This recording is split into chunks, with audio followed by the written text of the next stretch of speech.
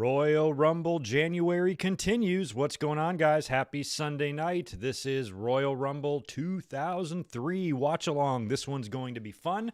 Sorry it took me an extra 5 minutes to get up here and get ready for this, but I was just preparing the stream and stuff. Good to see you guys in the chat already hanging out. Sad news breaking, maybe 30 minutes ago? Bob Saget has passed away, which is a huge bummer, and sad news. Legend, comedian, not off to a great start in 2022. Sidney Poitier just died a couple days ago, and we lost Norm Macdonald, who was a big friend of Bob Saget's just a few months ago. So sad week already, and just a sad year and last few months in general. Bob Saget was performing, from what I understand, found dead in his hotel room, only 65 years old. That's a huge shame. I don't know what he died of, natural causes, heart attack, whatever. It's sad, and dead way too early. 65 is pretty young. So that is a terrible shame. Rest in peace, Bob Saget. Sorry to start off this pay-per-view or watch along on such a sad note, but this story literally broke, less than an hour ago. So kind of a sad start to the year, of course, but we're going to make it better tonight because Royal Rumble 2003 should be fun. I have not watched this show in many years, many years. You guys can hear me, right? By the way, yesterday on the podcast, my microphone was muted. I always mute it during the intro, but then I unmute it to go live, and I just, when I clicked it, it just didn't unmute, so I talked for the first 30 seconds into dead air. So I wanted to make sure that happened. Did not happen here today, and today should be fun. By the way, we watched this on Peacock, for those of you who don't know, so go pull up Royal Rumble 2003 on Peacock. You're looking for Season 16. Episode 1 runtime on Peacock is 2 hours, 38 minutes, and 25 seconds. So we'll hit play here within the next 5 minutes, and that'll finish us up right at the top of the hour, 3 hours from now.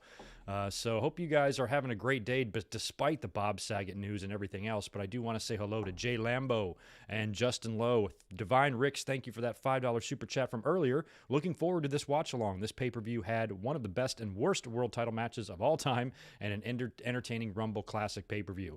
I remember and have spoken about the Benoit and Angle match a lot of times because I think this was the match that really made WWE realize we got another world title main eventer here in Chris Benoit. And a year later, they gave him the title. Now, on the other side of that, they just brought Scott Steiner in, who debuted at the Royal Rumble, at Survivor Series 2002, another show we watched back in November.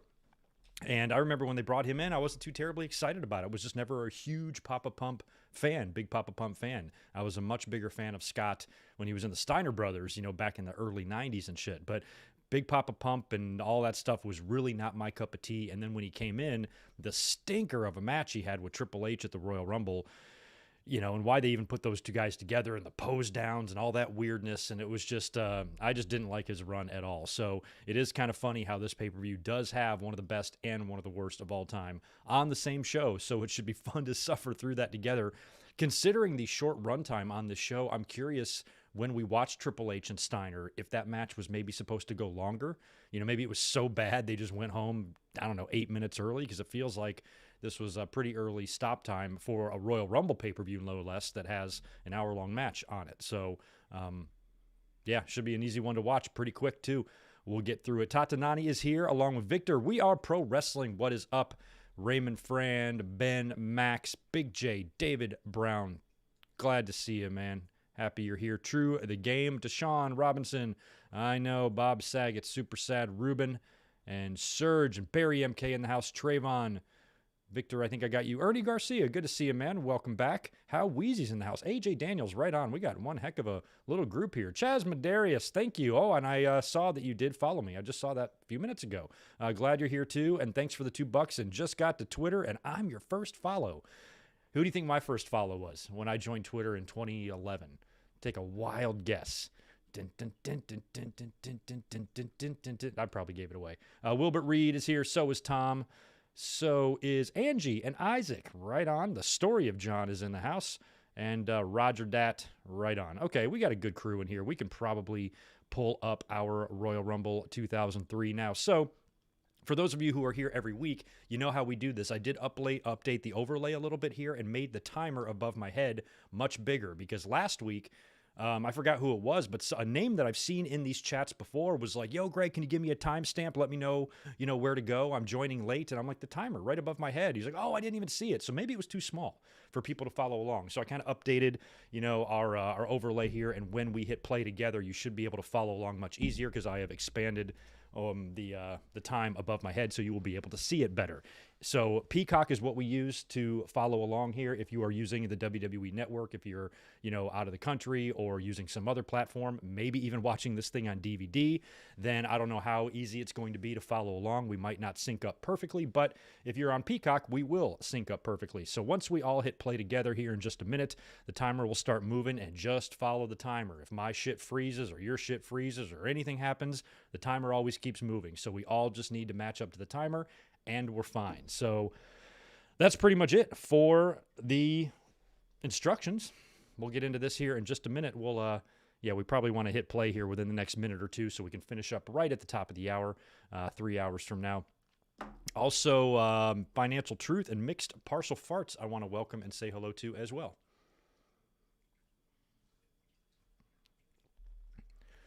See, did I get everybody else? No, I didn't. George Morris. Sorry, man. I damn near forgot George Morris and your $5 drop. Thanks as always, George.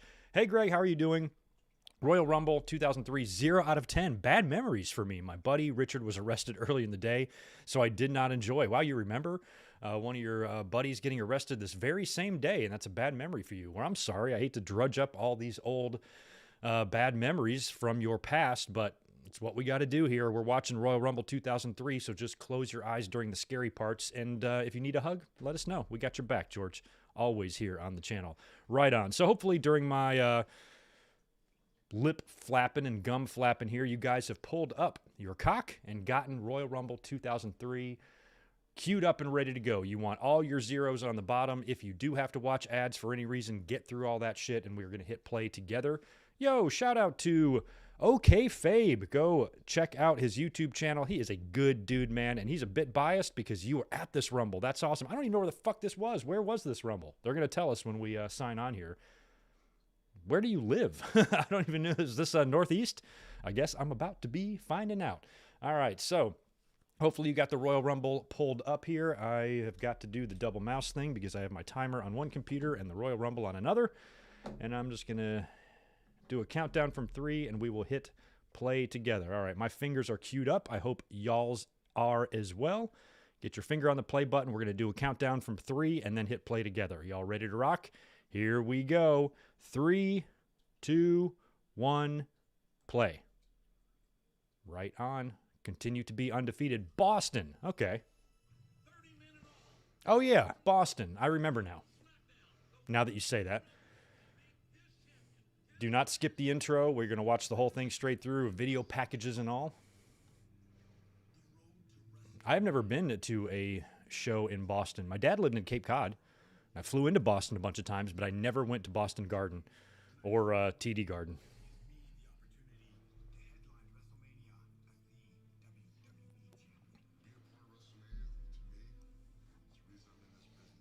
Oh, yeah, so Show and Brock do something on this, too.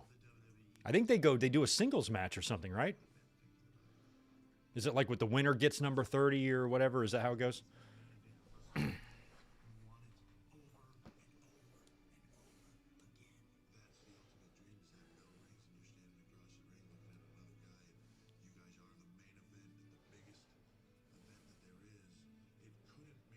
Oops, wrong mouse. Big Papa Pump. I just didn't think he was very good. I mean, at this time in the WWE, you had Booker T and Kurt Angle and Brock Lesnar and Chris Benoit and Jericho and Edge and great talent. Shawn was back. Steiner just didn't fit in to me. I didn't think he was on par with those guys in terms of in the ring. So I was none too pleased to see him there, to be honest.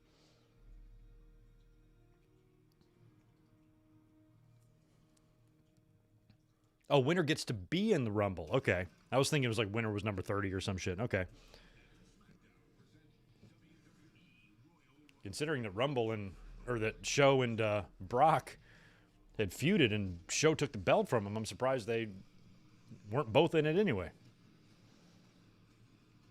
All right, Royal Rumble in Boston. Previous year was Triple H's return, right? He came back and won it. Went on to win the title at Mania.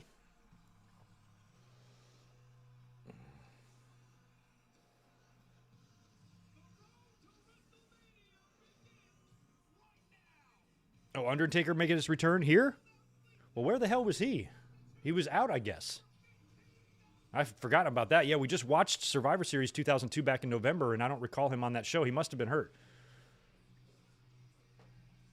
Did he leave after, maybe after Brock beat him in the cell? That's my last memory of Undertaker, I guess. Maybe he was just off TV after that. Maybe took a break. Not necessarily injured.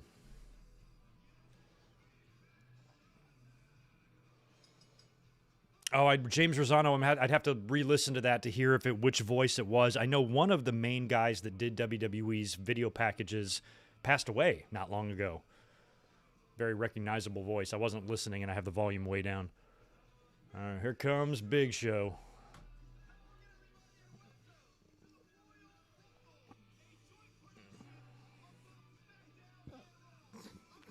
Joint production of Raw and SmackDown.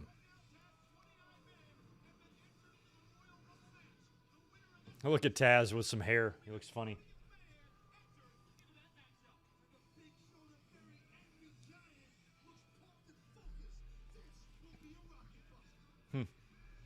Yeah, and this is when... Now, it was weird seeing Heyman with... Heyman is with him still, right?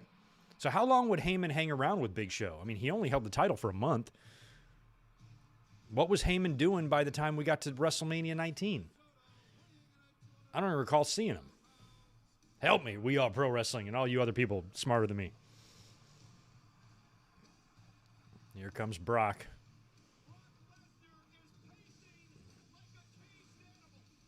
He went from... They turned him babyface real fast, Brock Lesnar. I mean, he was brand new just a few months before this, winning the King of the Ring, beating The Rock. And just like that, Heyman turns on him.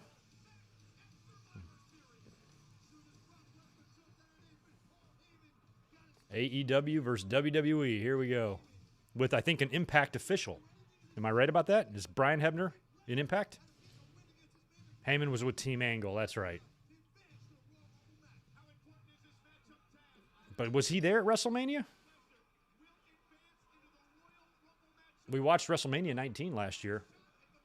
We're going to be watching WrestleManias this year, too. I think we're definitely going to do 10, 20, 30. We're going to do the 10s. But then we'll need to do some other ones, too.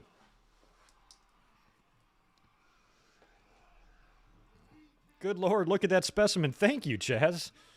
Or wait, you talking about him? Oh, no, you meant me. Yeah, you meant me. Yeah, I thought so.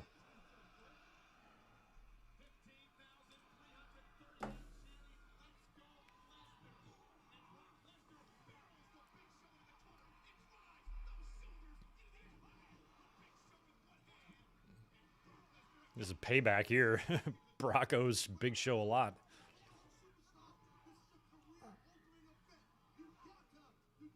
Lesnar was so, like, scary, kind of, like, agile during this time, too.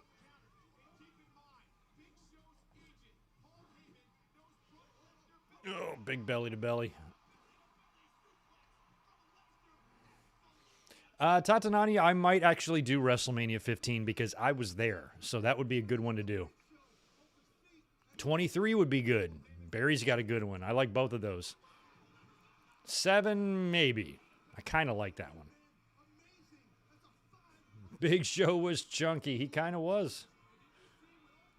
Big Show had never been able to figure out his ring attire, his gear. He's changed it so many times. He never found anything that really worked for him or that he liked enough to keep.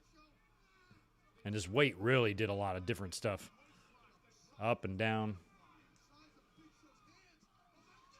Oh, my God.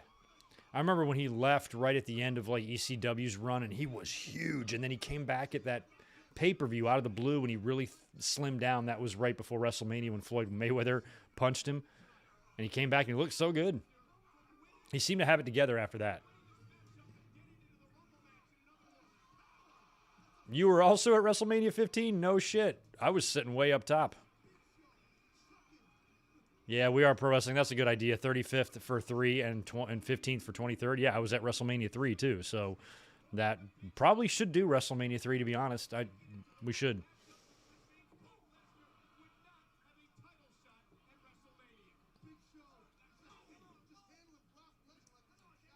WrestleMania 35. I don't know. I'm not gonna do anything too recent. I think like something like WrestleMania 24 or WrestleMania 30.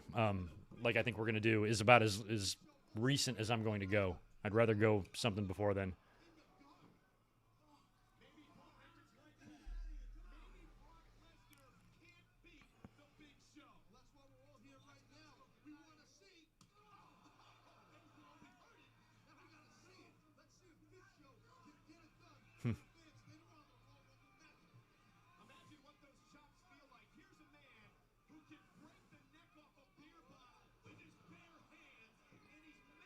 Who can break the neck off a beer bottle with his bare hands? I'm sure lots of guys could do that if they wanted to.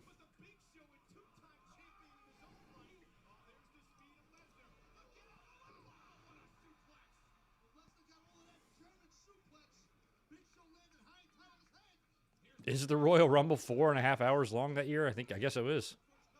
Yeah, WrestleMania 8, Piper and Brett would be fun too. A lot of good WrestleManias. WrestleMania 21. We got lots of options. We'll start doing them maybe like right in February so we can do as many as possible. But I'm liking the 10, 20, 30. I'm liking 21. I'm liking, what was the one Barry said? I forgot now. Whatever he said, I liked it.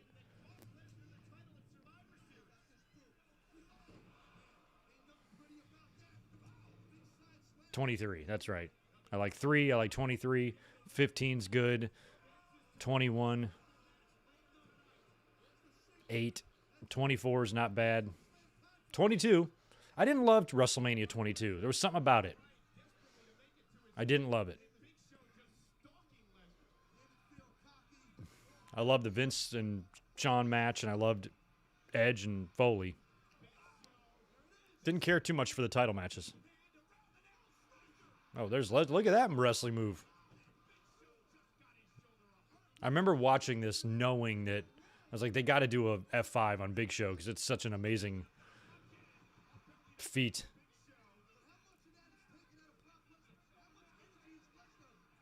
Look at Heyman just being like, he can't do that. I'm like, what do you mean he can't do that? Oh my God, Heyman took a bump. Did you see him land on his arm? Oh my God. Heyman's like, fuck. Bumped too hard.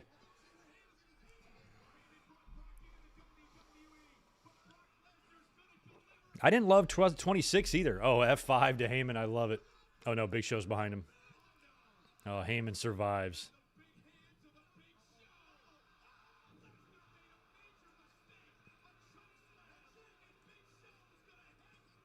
No way. He's not going to beat him with a choke slam. WrestleMania 9. I don't think so. 26, I just didn't have fond memories of. That was just a few months before I moved here to California. That was my last WrestleMania in Kakalaki.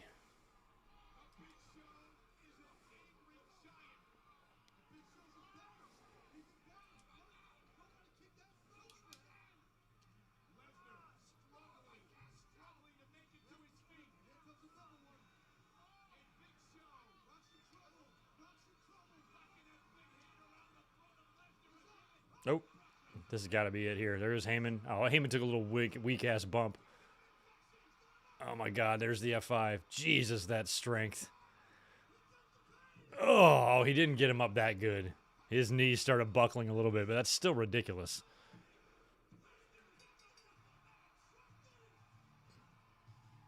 And he beats Big Show.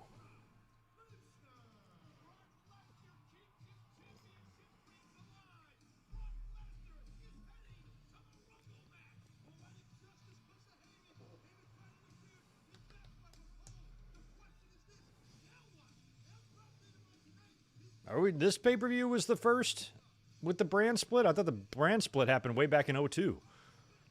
Well, I guess they were doing joint pay-per-views for a while, right? But I don't think they would go to exclusive. Like, remember when they were doing Raw pay-per-views and SmackDown pay-per-views? That was sucked. I'd rather just have it all together, but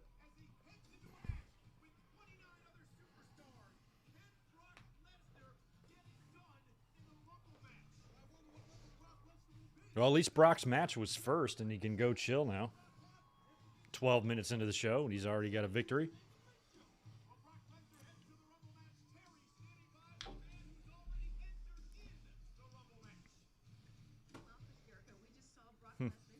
Jericho and Terry. Speaking of the Royal Rumble, you know, on Raw last week, you were given the opportunity to choose any number you so desired, and you chose number 2. Why? Au contraire, Terry. I was not given the option to choose any number I wanted because Mr. McMahon made Shawn Michaels the first entrant in the Rumble match. He just gave it to him. But you know what? Despite the obvious favoritism, That's right. Shawn was number 1 here, and this is where they would do the angle he never has been and never will be. with him and Jericho. First, undisputed champion in history. And not only that, but I had to beat The Rock and Steve Austin back to back in the same night to do it. So just like I rose to the occasion then, I'm going to rise to the occasion tonight. And one by one, throw 29 other superstars right over the top. I forgot how it happens. Does Jericho get eliminated right off the bat by Shawn and then comes back and beats Shawn up and bloodies him, and that leads to their WrestleMania match? And I forgot why Jericho started targeting Shawn to begin with. It must have been was it a Talk is Jericho segment or something on Raw, and they finally came face to face or something?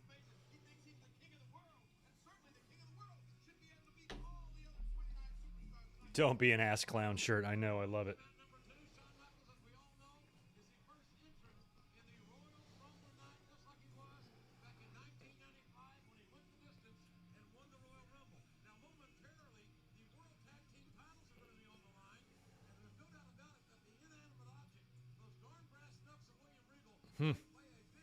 Tag team title match coming up here. Regal and somebody. It's Dudley's. Must be against Regal and who was he teaming with then? Christian or something?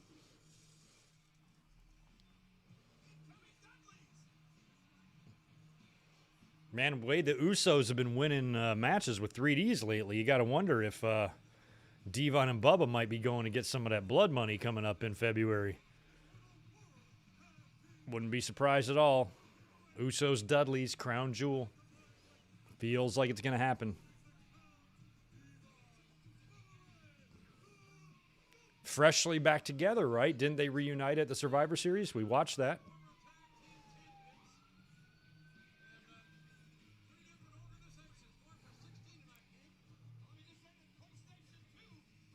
Lance Storm. I was close.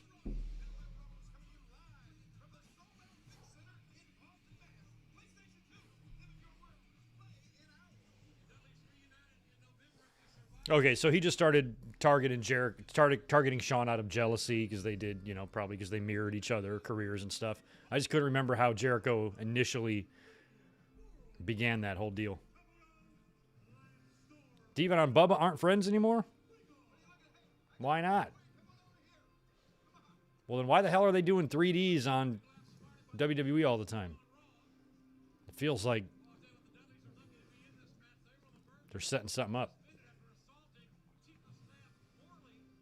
Does Devon still work backstage? He did at one time. Look at Nick Patrick checking for Nux. Yeah, that's going to do it. What are you doing, sunshine?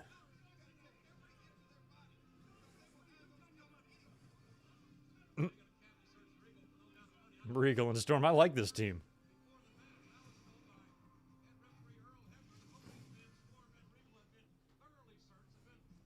Thoroughly searched. Yeah, he was thoroughly searched, all right.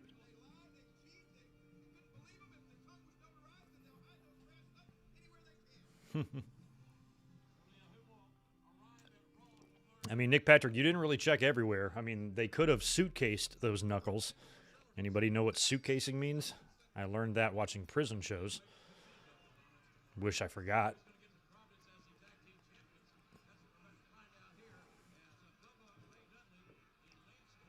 Bubba wearing the shorts.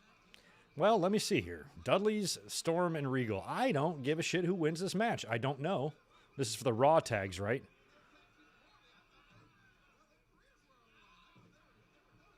Let's keep the belts on Regal and Storm. I like them.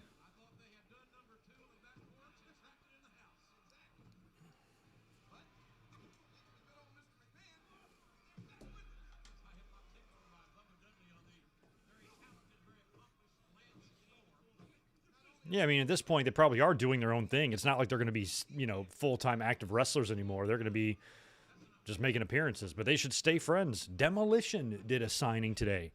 Happy to see that because every time I turn around, I always hear about really, really poor health for Bill Eadie.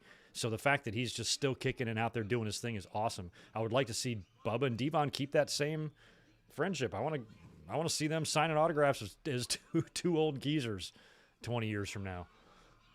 That is if Bubba can stay away from the heat, of course.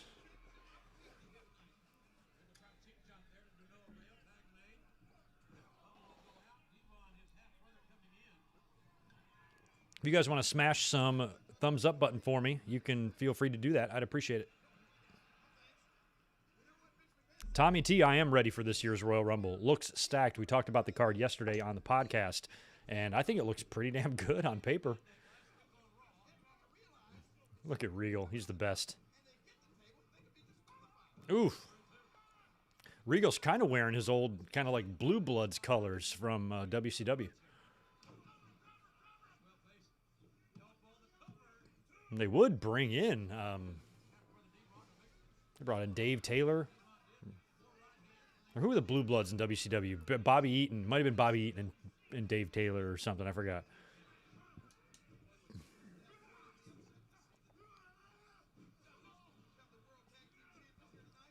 Man.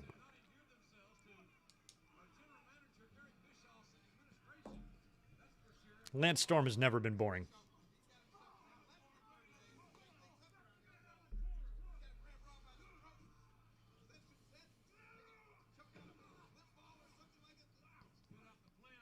No, I have not seen, well, back when they were the Thrill Seekers, Storm leapfrogged and already leapfrogging Jericho. That's pretty amazing.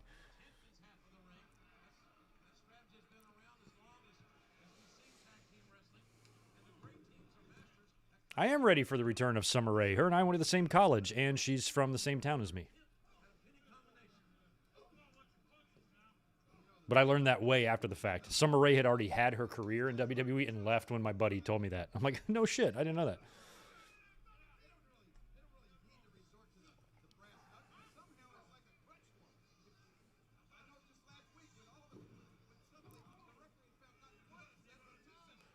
Who's going to the Super Bowl? I've got Lakers versus Braves. That's who I've got. Who y'all got? Let's go.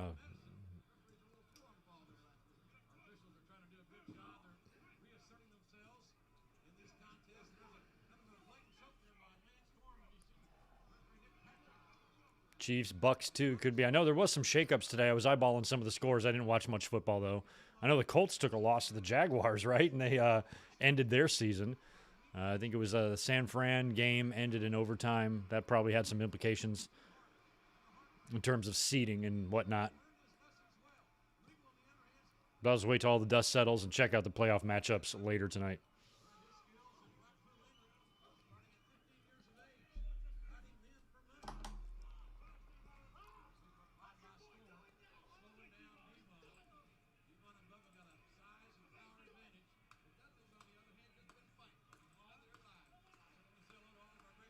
Yeah, Packers, Chiefs. Could be them too.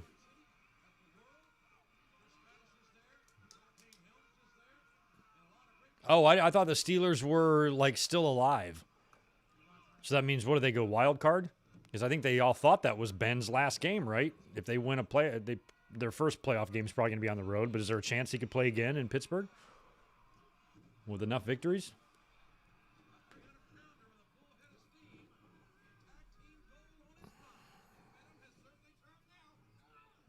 Jesus, big backdrop on Storm.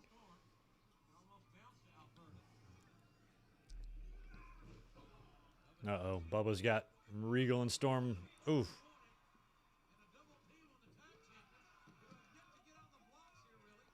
Huh.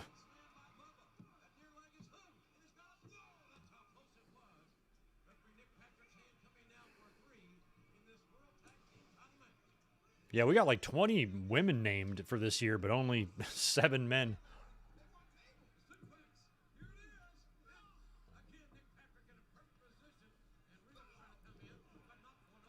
Chargers and Raiders all have to do is tie on the Sunday night game, and both are in. But what if one loses? I'm not sure. I'm so out of the loop on all this today. So what's the scenario if one of them loses? Are they out? They should make a deal with each other. Let's just tie.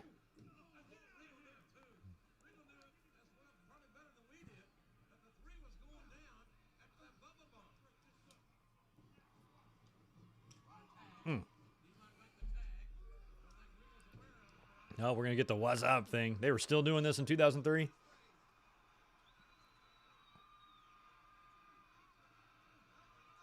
I was always so blown away during this time about like what the fans would pop for, like people's elbow and the what's up thing. I'm like, these are the dumbest fucking moves. But a big flapjack.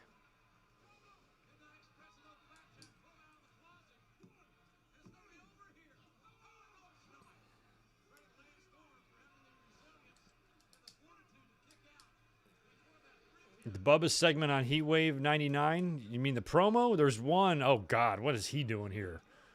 Fucking Val Boski is here. I've seen the one where Bubba goes off on the crowd and shit. It might be the same one.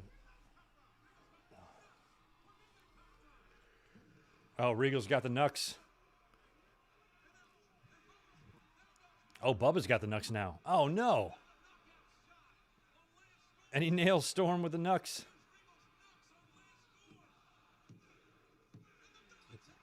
And they won the tag team titles. Cheaters.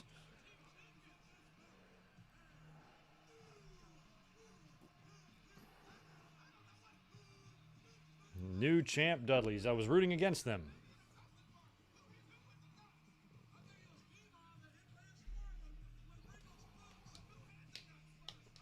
Chief Morley. That's right. That's what he was called, right?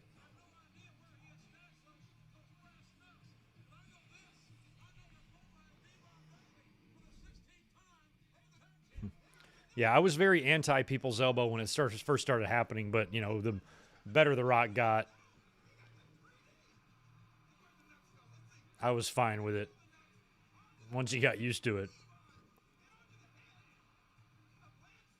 Because I always looked at it as a showboating, almost like a taunting type of move. But when Rock started winning matches with the People's Elbow, I was like, I don't know if I'm cool with that. I mean, I know his go-to was the Rock Bottom, but he would win some matches with the People's Elbow sometimes. And I'm like, that's a little bit ridiculous, but whatever.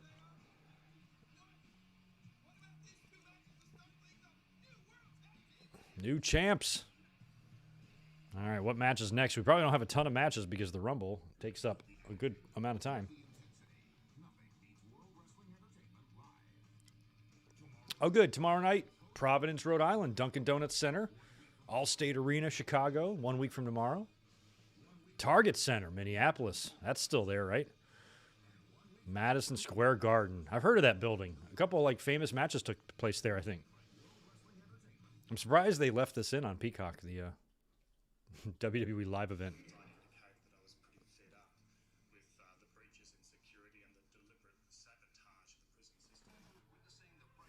What the hell is this?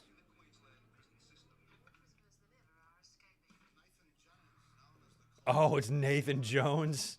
I'm like, what the fuck is this? And I'm like, what's up with the accents? I'm like, oh, he was Australian.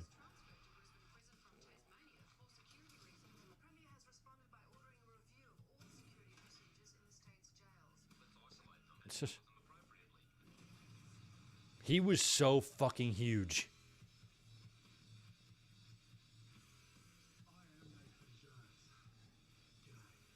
I can't remember what he even went to prison for, but they made that such a big deal.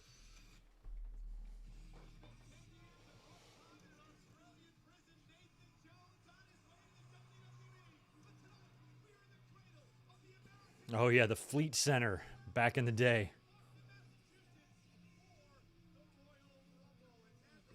Taz, you and your hair and your orange glasses. Taz like, I debuted here 3 years ago. And now I'm on commentary.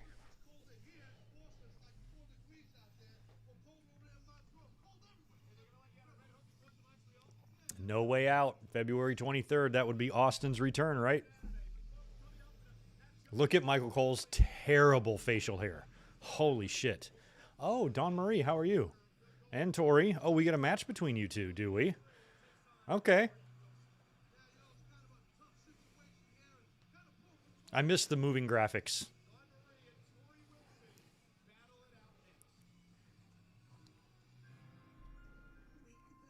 You went to prison for murder? I don't think it was murder. I hope not. Oh, yeah, Al Wilson.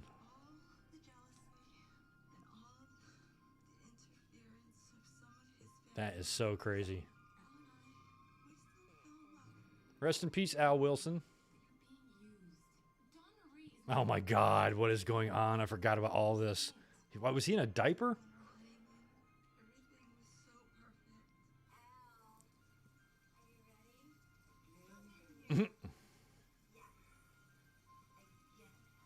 Oh, man, Al. Get you some, Al. That's how you do it up in here. See, Al's the man. Ooh, Al, she's feeling... Oh, he's dead.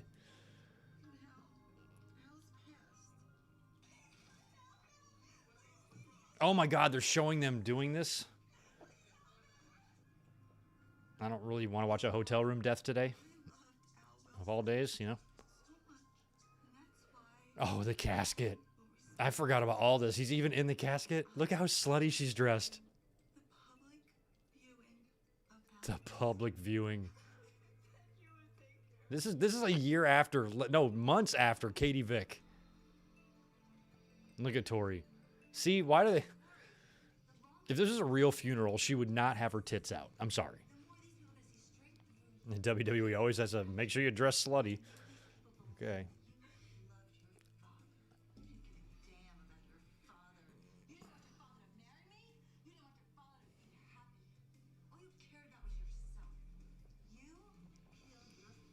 Oh my God. What is with WWE and these dumb angles? I mean, Big Show and Big Boss Man's dad thing and Katie Vick and this bullshit. Oh my God, and the casket falls over.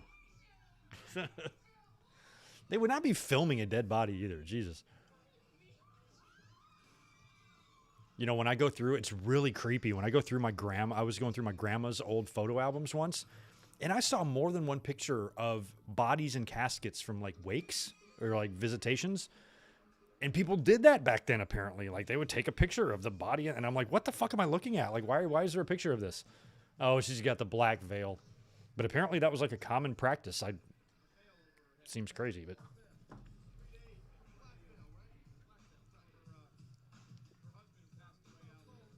I love that she's wearing the black veil.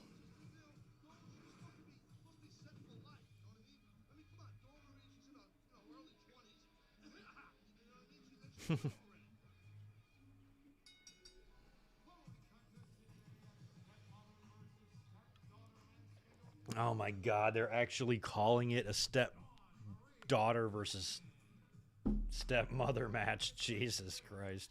So Torrie Wilson has to wrestle her stepmother. That's lovely. Now, Al Wilson would actually legitimately pass away a couple of years ago, right before Torrie Wilson went into the Hall of Fame, and she went and came to the Hall of Fame anyway. Props to her. He died like the day before or something crazy.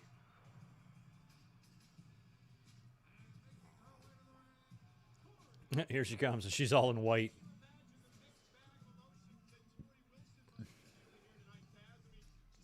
I mean, what kind of match are we going to get here, guys? Torrie is so hot, but she was not much of a wrestler.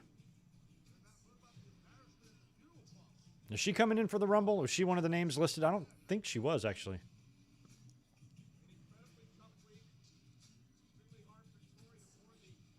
I was in attendance for at least one Torrie and Sable bikini contest.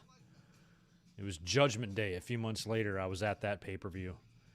And there might have been another one I saw like on TV or something.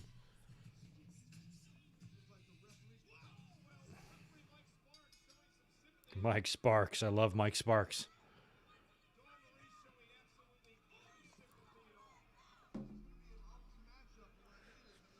Well, she's taking Torrie down already.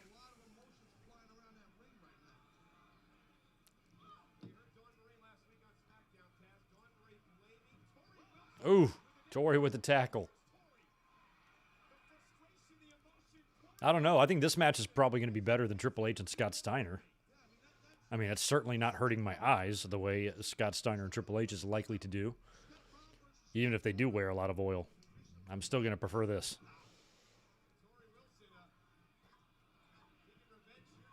That was another thing that cracked me up about the Steiner and Triple H stuff later on. When they were doing the pose down, it was only a few months. It was like during the Katie Vick stuff and everything.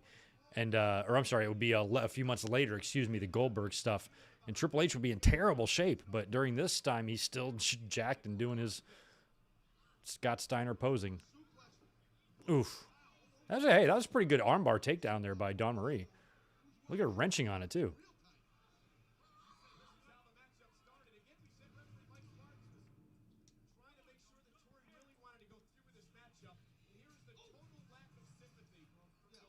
It's so funny. I have Torrie Wilson's debut on tape, on video. I happened to was watching Nitro that night when Raw was on commercial, when they brought her out. And Kevin Nash says something like, "Sable, eat your heart out," or whatever. And I remember looking at her like they had 20 girls in the ring, but she stood out head and shoulders above them all. You're like, when she came up and did her little walk, and like nobody ever seen this woman before. Kevin Nash and Hulk Hogan just introduced her, and she walked. I was like literally sitting on my couch going, I have never seen a more beautiful woman in my life than her. It was like fucking crazy. So I'm glad that Torrie stuck around. She worked for both companies, and everybody seemed to like her. She just never was able to find her niche in the ring, but she wasn't supposed to. She wasn't brought in for that. But at least she tried. And there was definitely worse than Torrie Wilson, for sure.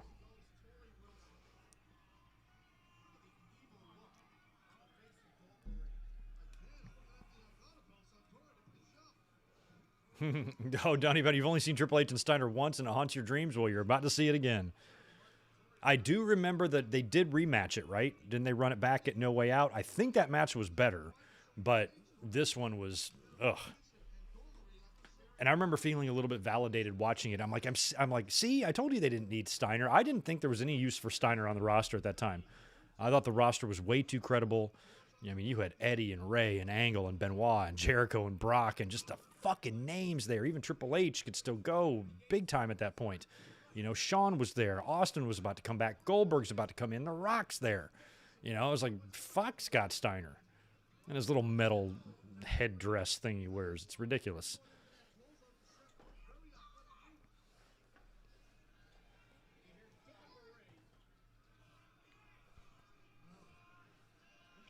I thought he came off just like a crazy cokehead in all of his promos and stuff.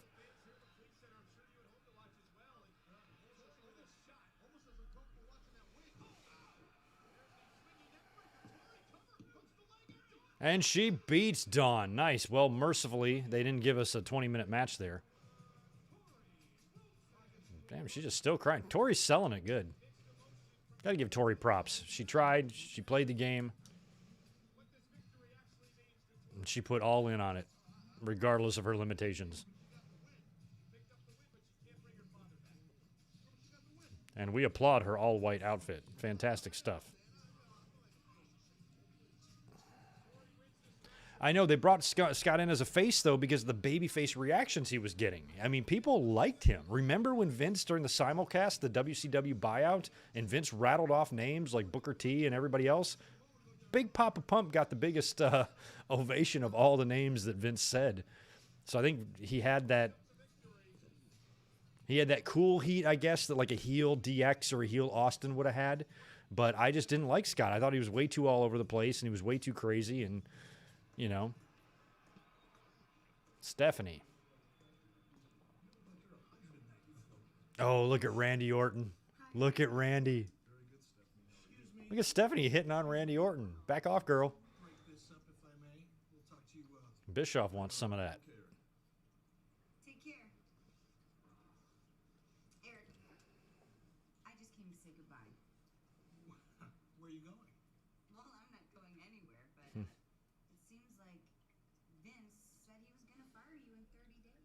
Oh.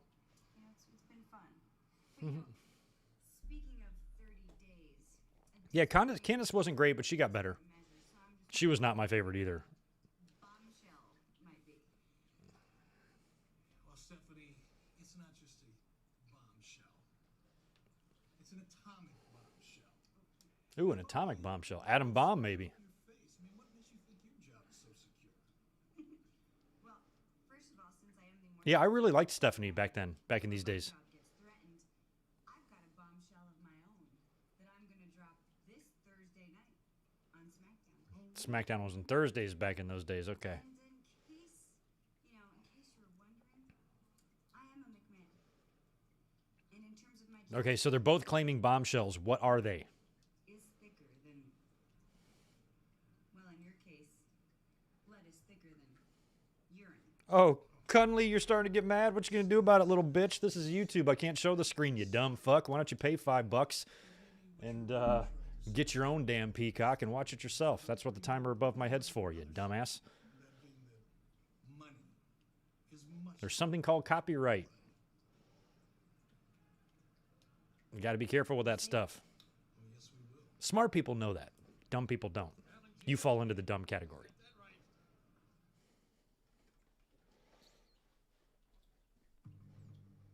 Oh, yeah. Stop the prayers. I forgot about these. Who go next week? Sean O'Hare. Don't even go at all. These were great. Why should we even go to church if he's sitting right next to you on the couch? Why should I even go to church? You sit right next to you on the couch. Nothing but a farce. It's like George Carlin said. Well, if it's God's will and he's going to do what he wants to anyway, why the fuck bother praying in the first place? I'm like, it's a good point. Valuable with your time. And if there is a God, he'll forgive you. Hey, I'm not telling you anything that you don't already know. Sean O'Hare was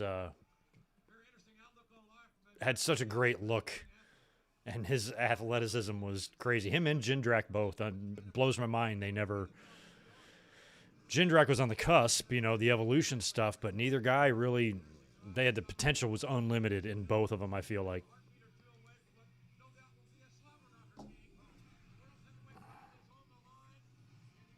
Oh, sorry, Ichiro, but YouTube ain't got nothing against cursing. Sometimes I just have to tell dumb fucks that they're dumb fucks. It's the way it goes sometimes.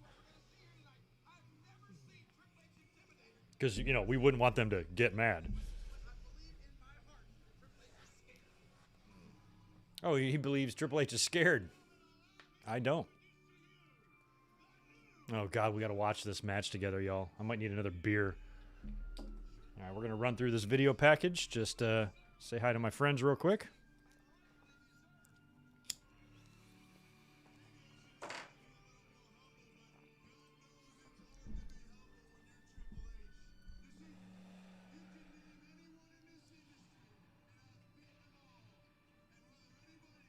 Now, when Scott came in, I forgot how he got on the Raw brand. I guess just Bischoff got that signing.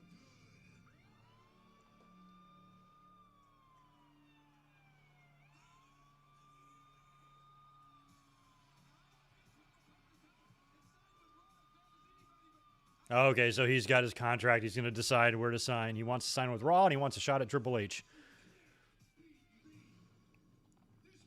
There was a time when Scott and Steiner was a 10 times better wrestler than Triple H. You know, when Triple H came in and Scott already had a few years under his belt in the Steiners. But by this point, I thought Triple H was a much better professional wrestler overall. Just in terms of work ethic, ability, and psychology and things like that, I thought he was... There's no comparison here, in my mind, at this time between the two.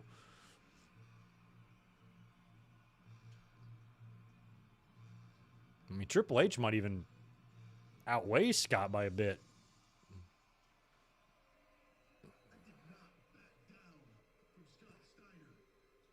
Oh, this is Braun Breaker's uncle? I didn't know that. Why did they change? That's dumb. Why did they change Scott Steiner's name? Why did they change Scott Breaker's name to Steiner?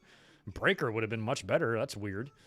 I hate it when WWE changes people's real names. Like back then, if it would have been Triple H versus Scott Breaker, it would have been a completely different scenario. But no, they got to change it to Steiner.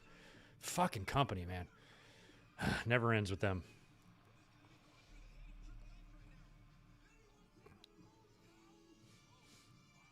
That music is from I Know What You Did Last Summer. I didn't know that. I actually, that movie was filmed in my town I used to live in, Wilmington. Oh, they're doing the push-up and the pose down. Who's this guy? The judges are attacking him. I'm trying to recognize any of these judges. Do we have any future stars in there? I can't even see who they are. It's moving so fast. Help me out, guys. Who are those judges?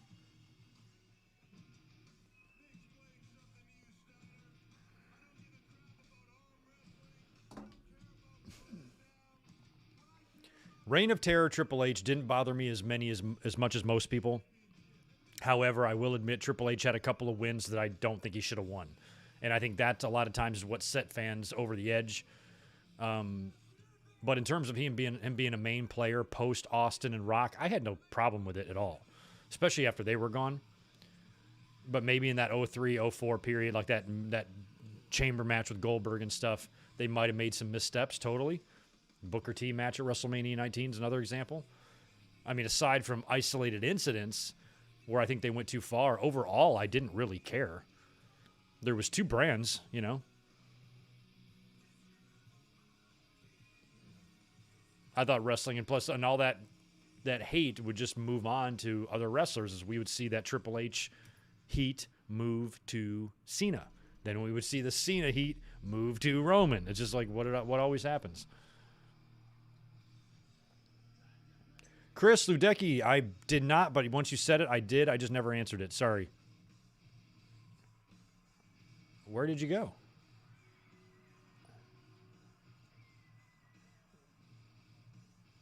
I thought I answered you, brother. And thank you for that 2 more. Let me find your super chat, and I will answer it. Let me go to the other screen. There we go. I'll find it in here.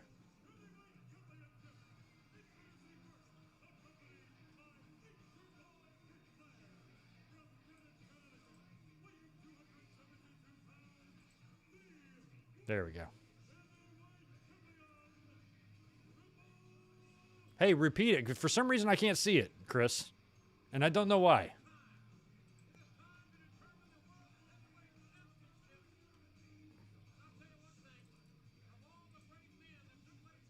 Whoa, whoops.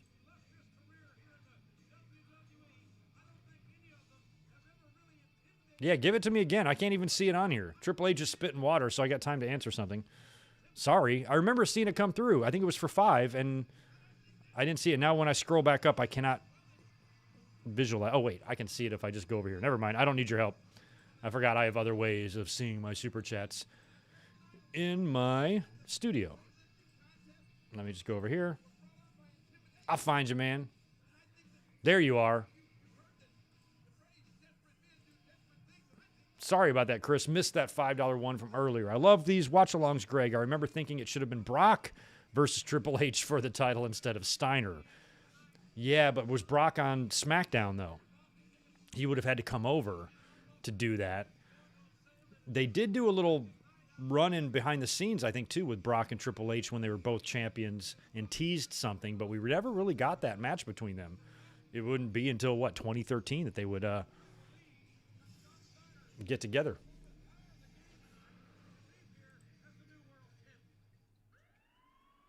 Here comes Big Pop. See, look at the pop he gets. I just wasn't.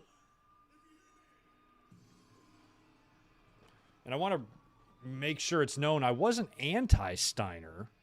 It's not like I disliked Steiner. I just didn't like him challenging for titles at WWE in 2003. That's all.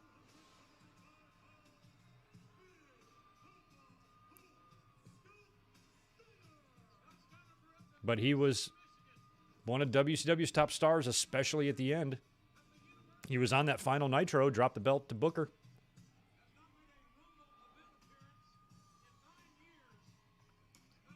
That's right. Steiner, look at that. Was just the weird, that fucking bicep. It's just the weirdest thing to me. I'm like, it's not supposed to go like this. It's fucking ridiculous.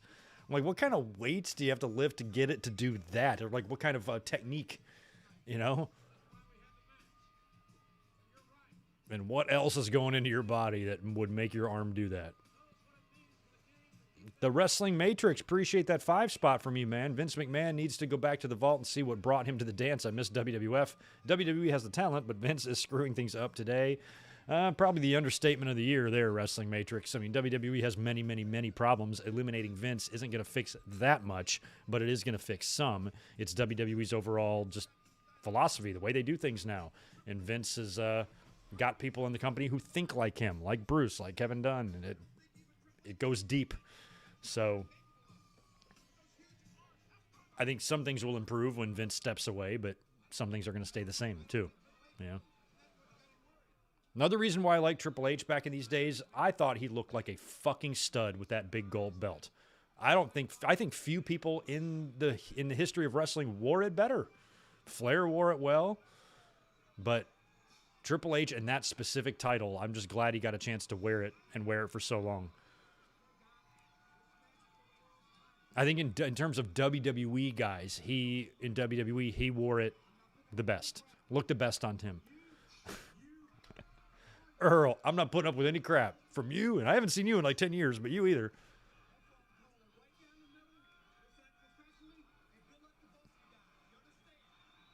And Triple H is like, Earl, you and I have had our problems before.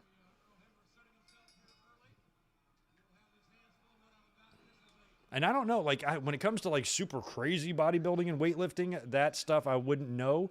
So, like, who would you guess is stronger? Like, when Rock and John Cena were having their feud, I thought Rock was more athletic, but Cena was stronger. Triple H is bigger, but like, who do you think benches more? I think Triple H. I think Scott Steiner's just got really crazy definition.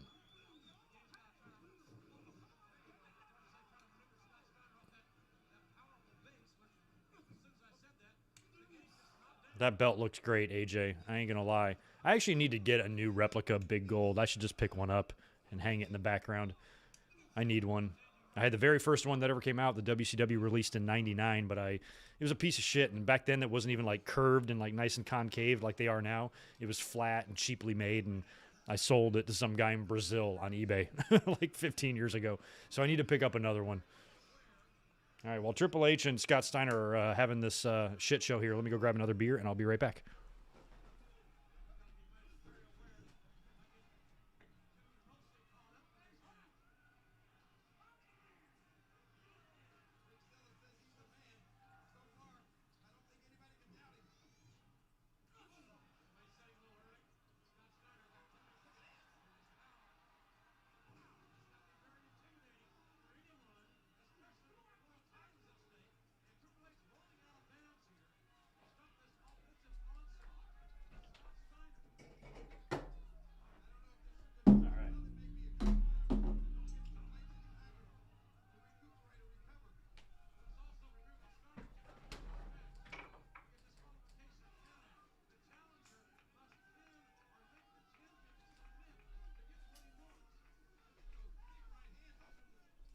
Sorry, I was gone way too long.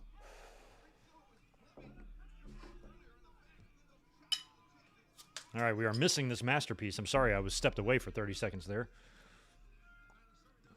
So I have not seen this match since the night that it aired. Never watched it again. But I do remember reacting to it saying, this is the worst match I've ever seen. So let's see if they live up.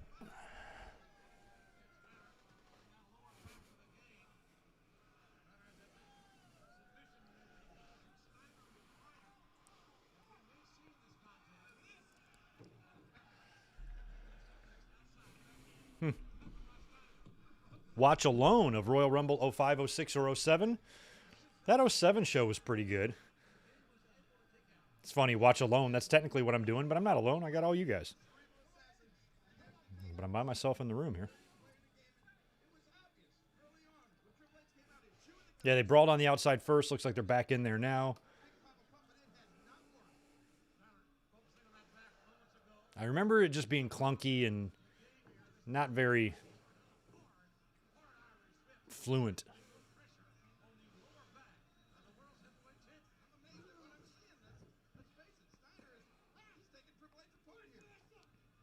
Get your ass up.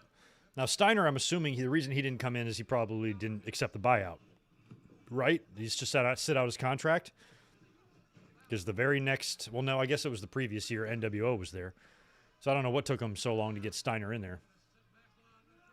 God, is that Steiner recliner?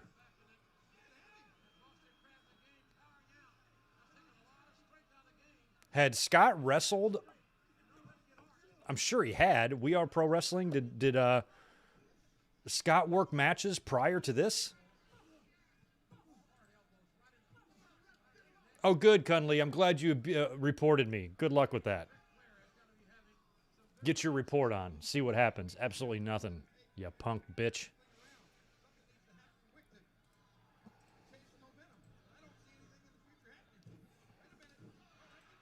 You're the one that threatened to get mad. Now you're going to report me? That's what bitches do. Must be one of you. That must be you. I'll just block you and get you out of the way. There we go. See how easy that was?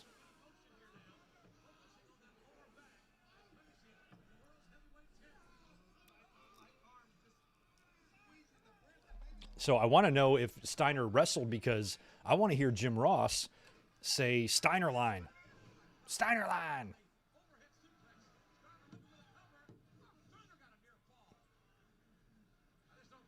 Steiner line. Wrestling Matrix. Thank you for 5 more, dude.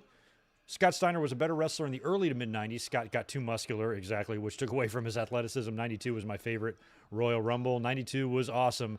And Steiner was great during those years, like, 89 to 92, 93, 94. I'd say around 95 was when I started noticing the bulk showing up. Maybe late 94, 95. I'm like, he is starting to get big. And then 96 and 97 got even more ridiculous. And then they turned him. Oh, man, that's actually a big bump by Steiner there. But his mobility, was just so limited, after he was doing some really athletic things in the tag team ranks when he was younger. He just became slow and very boring to watch in the ring, in my opinion. Some people might have loved his work. I just didn't. That's a good bump, though, on the big boot.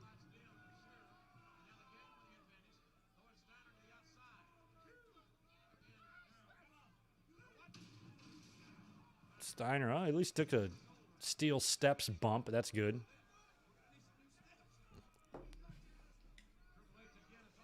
Okay, so so Steiner hadn't wrestled on TV, so he went 2 months. He appeared at the Survivor Series. So all through December and January, he didn't do shit. Just teased where he was going to sign. That should have been your clue right there.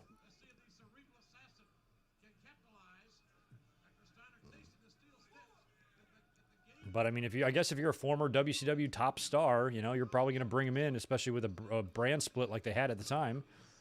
They're not going to make him work his way up. He's Scott Steiner, who's already a legend by that point, but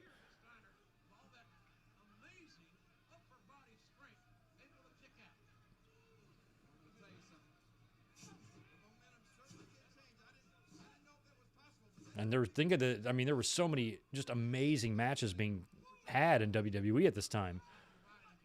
And not so many in WCW near the end of their run. I just didn't think Steiner could hang with this talent. I thought they were all way better than him.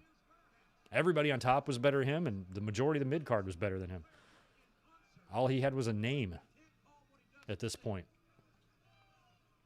I better stop shitting on Scott Steiner. I really don't dislike Scott Steiner at all, but if he's watching this, he'll be like, fuck this guy.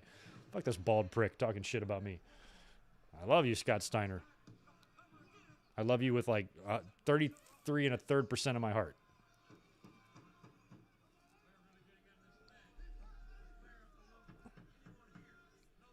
Hey, that's all right, Shadow freaking Orton. You're here in plenty of time. We haven't even had the Royal Rumble happen yet, and Kurt Angle and Chris Benoit are still to come. So pull up your Peacock and go to about an hour mark. Timer's above my head. Sync up with us and join. If you're going to join late, you've joined at the right time.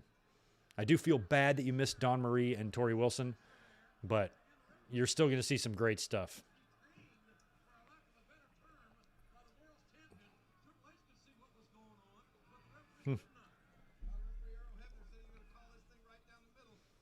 I like how Earl like read both of them the riot act. He's like, I ain't gonna take any shit from you or you. It's the funniest thing. Here comes some pedigree.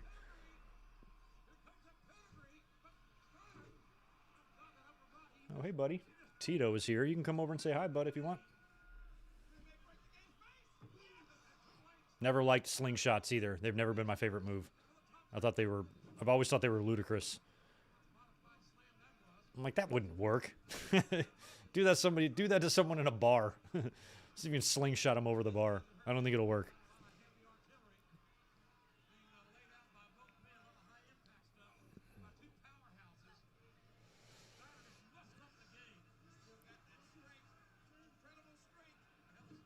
Oh, Tombstone.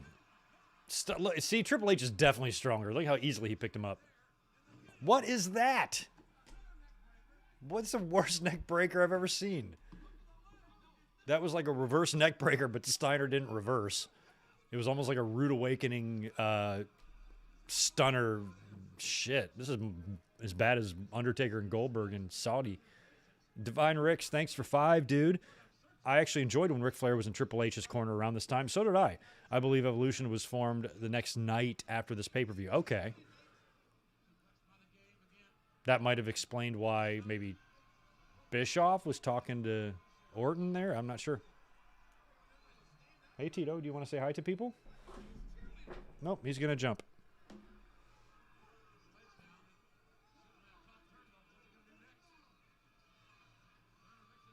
Oh, caught him in a belly-to-belly. God, they both just... Did you see the way they hit the mat? It was like there was super glue on it. Yeah, you're right, Divine. Ric Flair was fantastic in this role.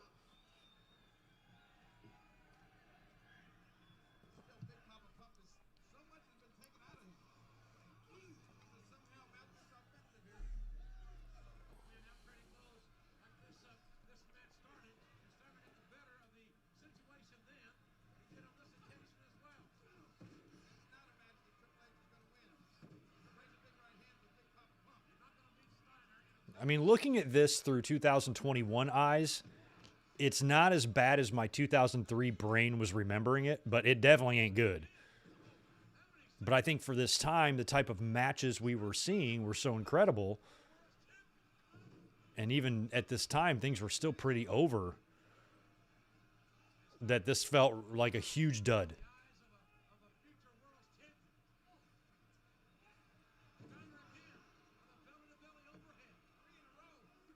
Like at the time, I considered this one of the worst championship matches I had ever seen. Maybe here in 2021, I just look at it as a very underwhelming match that probably shouldn't have taken place.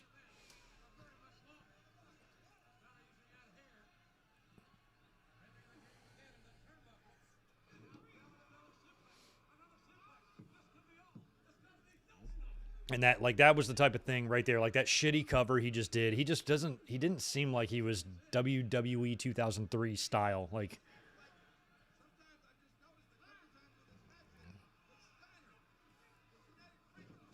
oh my God, that looked like shit. Nah, fans are not liking it. Okay, that looked pretty bad.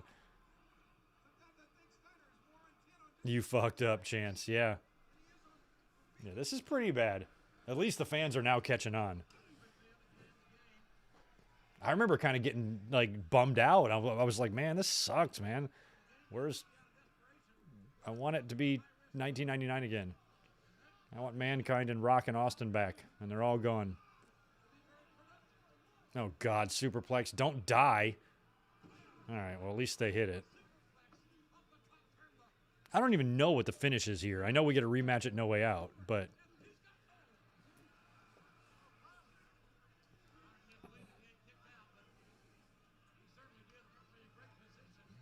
Triple H rolls out. Wrestling Matrix, thanks for 5 more. What messed up WCW was people like Hogan and Bischoff. Hogan wasn't trying to share the spotlight. WCW had all the talent in 97 to 2000. They did. Everybody points back just to the political bullshit you'd have to do in WCW that you have to deal with in all of wrestling, but it was really bad in WCW. Steiner just took out Flair and Triple H in the aisleway there.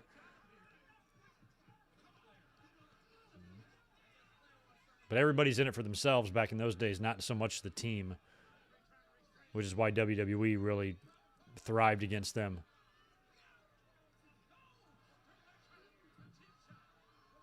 Well, Triple H missed the opportunity to nail Steiner with a belt there. Oh, yeah, well, we probably are going to get a DQ finish, aren't we? Yay. Oh, Triple H is busted open. He didn't even hit him with the business side of the belt. He hit him with the rubber or the leather part.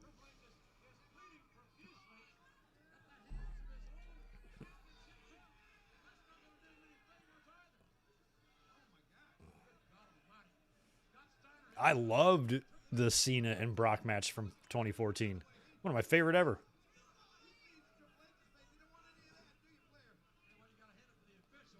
I didn't like it because of the athletic moves taking place inside the ring. I liked it because of the story that was being told inside the ring, which you're going to watch as one man murder another.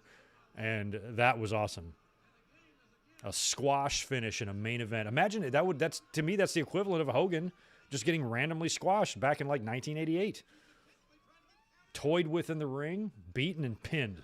Like it was the easiest thing in the world that his opponent had done. That would have blown my mind back then to see something like that happen. And that was the 2014 version of that. Ugh. Triple H, terrible little head bump on the barricade there.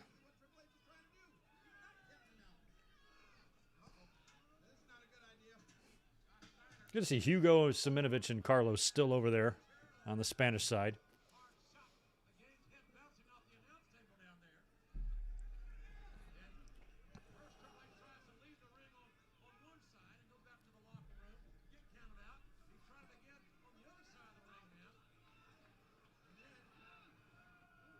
You guys are going to have to give updates on the score. I didn't put the game on. Oh, and he's doing push-ups in front of Triple H. Because a couple of weeks ago, we had the game on. I used I was having trouble with the stream, and I thought, or with this, and we cut out a couple times. I thought maybe it was because I was running too many devices or something, even though I have really good internet and I'm plugged directly in. I shut it off, and it seemed to fix the issue. So I figured tonight I wouldn't turn my streaming app on the TV.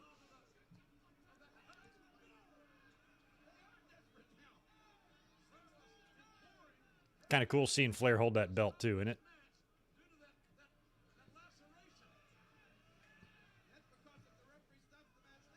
Yeah, blood was super common. A lot of guys like to do it frequently. Triple H bled a lot.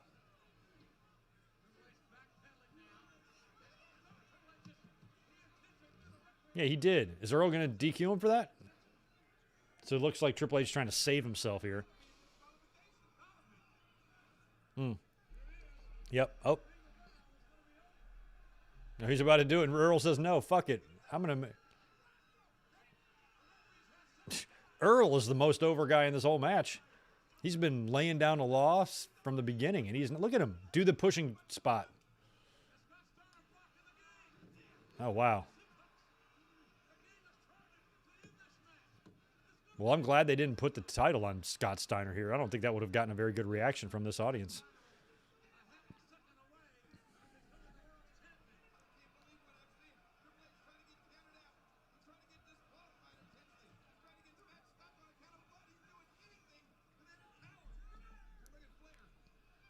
Yeah, you don't just go around fucking with Earl. That ain't something one would do. Oh, low blow. And a roll up. That looked like shit. I can't believe they're dragging this match out. Can we end this and get to some real wrestling? Because we got Benoit and Angle coming up. I'm ready for that.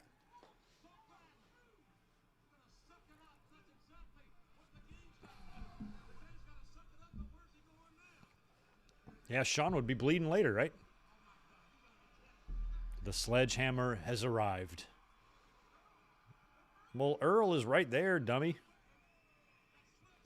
I guess Triple H doesn't care. He's trying to get DQ'd. Oh, now Earl sees it. No.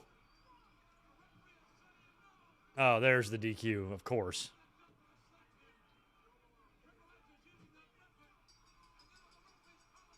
God. Fans hated every bit of this.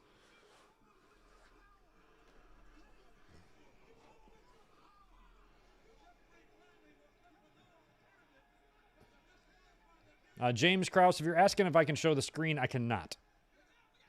I mean, I could, but then I would get in trouble, and I don't think you would want that to happen to me. Unless you're mean.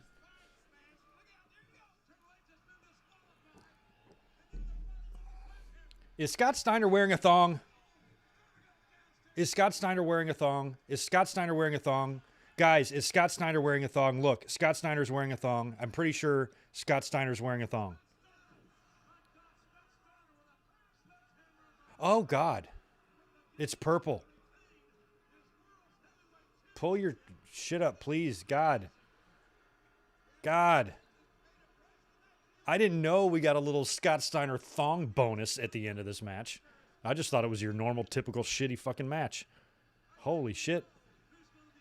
It's still showing. I can still see it. He's into some freaky, freaky shit.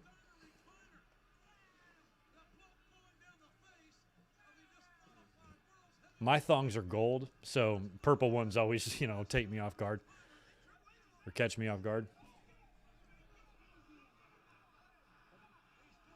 So he's got the Steiner recliner on Triple H with blood pouring down Hunter's head, and his thong is out. Tony Gurria, Slaughter, Bischoff, Earl. Who else is out there?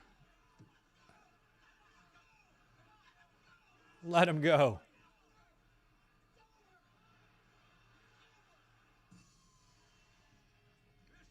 Bischoff like, let him go. Well, I didn't need a Scott Steiner thong, but that's what I got.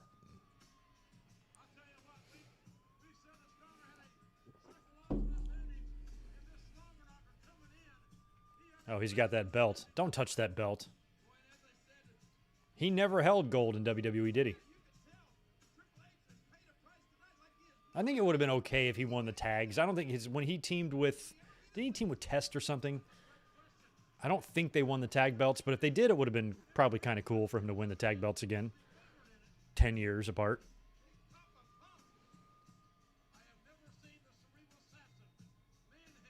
I guess I forgot. I guess I blocked it out of my memory. Steiner is so weird. There's some when you get older, you somehow have a gut and have abs at the same time. I'm starting to notice that in myself a little bit. I used to have great abs when I was like in my 20s, and now like they're still kind of there, but my gut's getting bigger. It's kind of doing what Scott Steiner's does. I think that's just what happens to old people. What happens when you guys get old, let me know if you have a belly and abs at the same time. Must be an old person thing.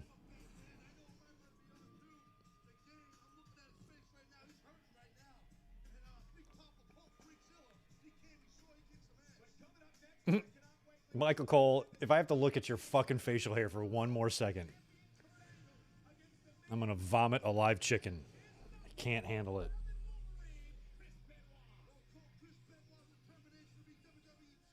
Yeah, he teamed up with Tess, but no championships for Scotty, from what I remember. All right, Benoit and Angle. This one is going to be much better.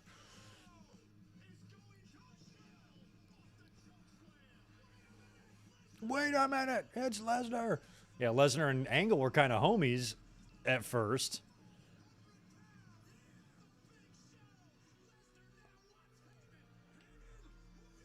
And, you know, honestly, too, guys, I can't even remember the last time I've seen the Angle and Benoit match. I have not seen Steiner and Triple H since the night it aired, but I've definitely seen Angle and Benoit a couple times. I just don't remember the last time I watched it. I've probably watched it since living in California, but that's only in the last 11 years, so...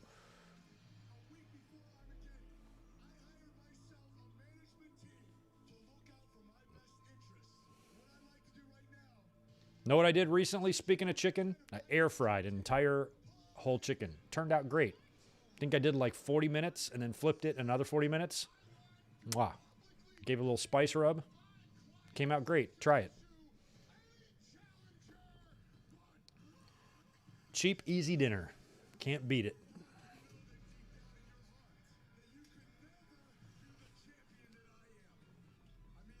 Their matches were so good, you know?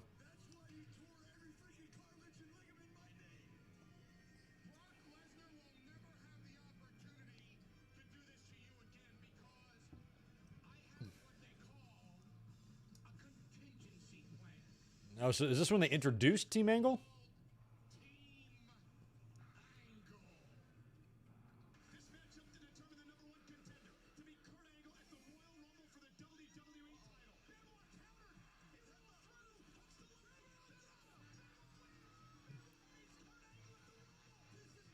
Look at that venue they're in right there, where Big Show's choke slamming Benoit. Interesting looking ceiling on that place.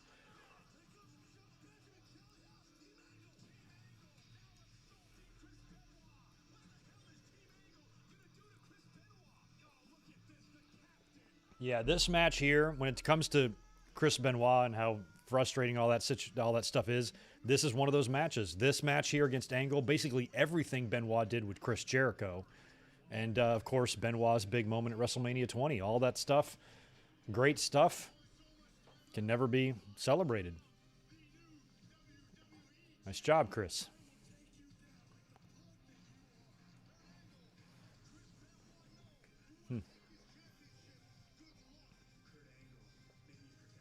Yeah, I kind of forgot that that Brock had done that to Angle, kind of foreshadowing what would be coming at Mania. But I also do remember, though, at this time, not thinking that Benoit was going to win this match. I saw this. Like, it kind of, when they were doing the stuff with Angle and Brock on TV, where they were kind of having a spirited competition, they were kind of homies late 2002, that was the seed. I noticed it then. I'm like, oh, that's your WrestleMania match right there. And then they would just take the next several months getting there. So I didn't see Benoit picking up the title here at this show, but after the match, I was blown away. I was already Team Benoit. I already loved Benoit's work way before this. But it would take one more year to belt him up at WrestleMania 20.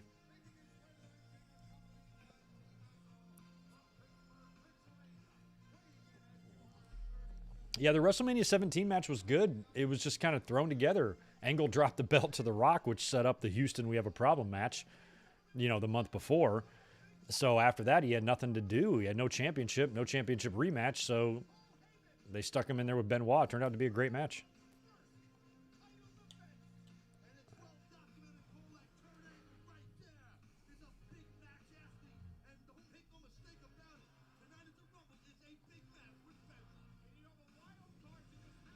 Based on the time that we have left here, this match,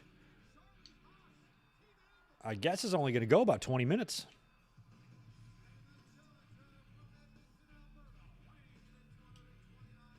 I'm going to go Angle, better ankle lock than Shamrock. Shamrock was good. Shamrock and Angle both could be super intense when doing it. I think Kurt had a little bit better. Those guys missed each other, too, by like 2 months. Shamrock's final match was in like the fall of '99, and then Angle debuted right after that, 2 months later.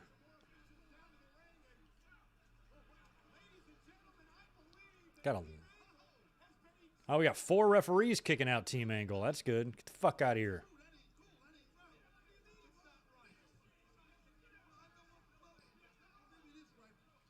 Brian Hebner with that 2003 haircut, man.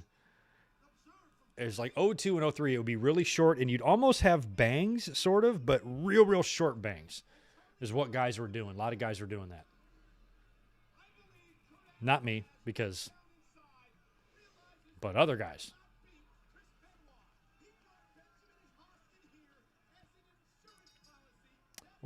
George Clooney had like the same haircut, too, back then. He might have started it. Might have been his fault.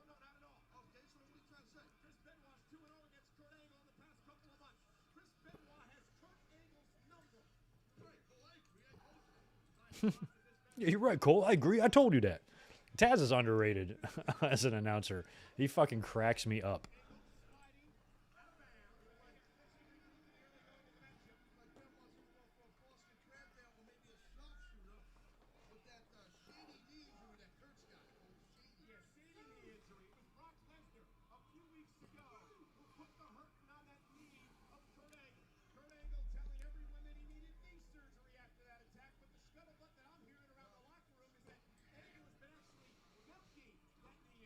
Of course he has, because he's Kurt Angle.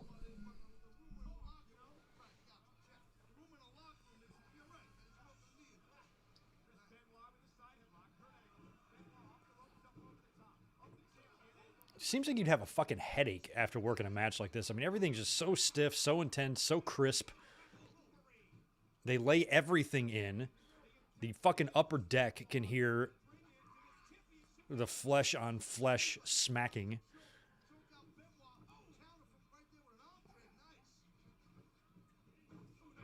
I mean, if you ever wanted to know what Dynamite Kid versus Kurt Angle would look like, this is what it would look like.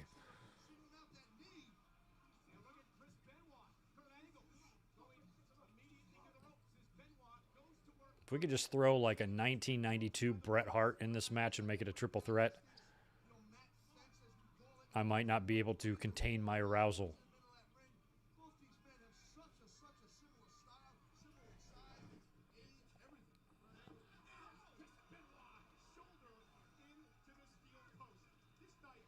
Yeah, Pac's got a lot of Benoit in him, only smaller and more athletic. He can do some crazier things. He's got a cruiserweight style with a Benoit intensity, and that's awesome.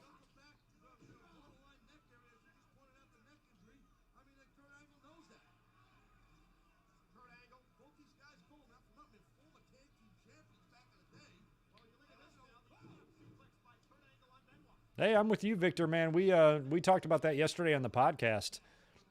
WWE, as horrible as it is, and they are setting up a pretty sweet-looking Royal Rumble card. I'm looking forward to it.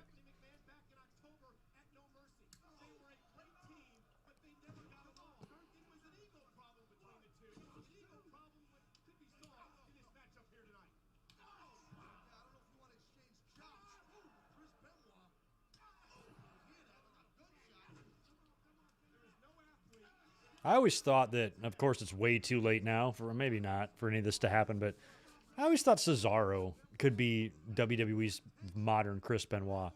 I actually thought Timothy Thatcher could be WWE's modern Chris Benoit, but we all knew that wouldn't work out. But, you know, in terms of Cesaro, I feel like him and Benoit have a similar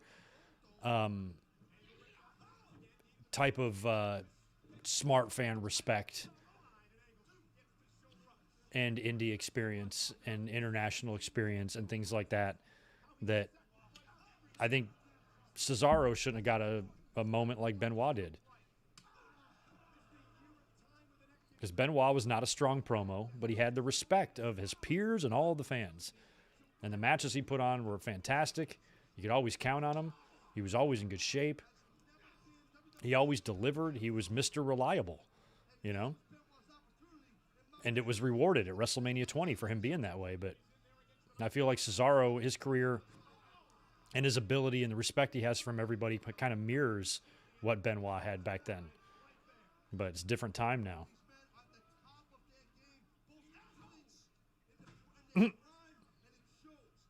Angle would bump funny. So I'm guessing that probably now his neck is already starting to bother him, right? Probably already been bothering him.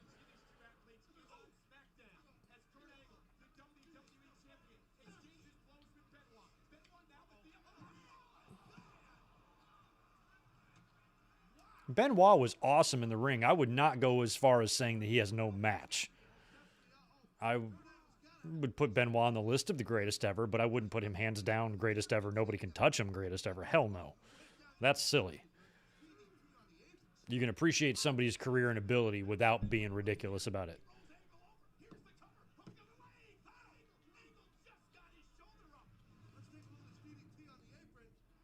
Because there's oh, God. That might have been what caused the bleeding on Angle there. Jesus, that apron DDT, the replay of it showed it from the other side. I did not realize what a gnar bump that was. Oh, and Angle missed the big headbutt. Or Benoit missed the big headbutt. I was in the building. I was in Richmond for their cage match when Angle did the moonsault. I was on the floor. I was looking up at him doing that. That's how cool it was. Austin was on commentary, I think, for that. I think. Because I remember seeing his, I was behind the announce booth, and his bald head. Oh, No Way Out is where he re-injured it. Okay, I thought maybe it would have been a nagging thing since he already had, you know, the broken freaking neck once before.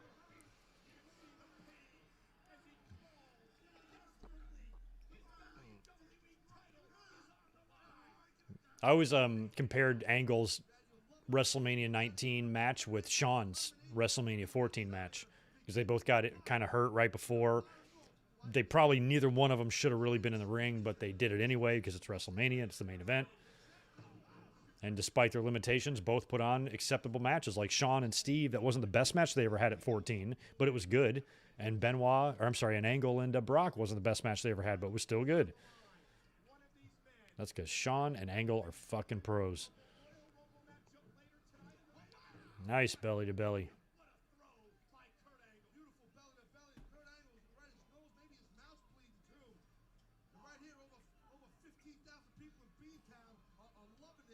Yeah, good point, Divine Ricks. Danielson is our modern day Benoit. And if we could get that match, that would be pretty incredible.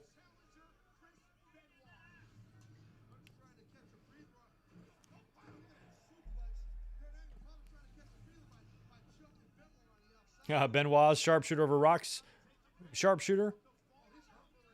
Yeah, I agree. Rock didn't have a great one. Rock's might have been better than Sting's, though.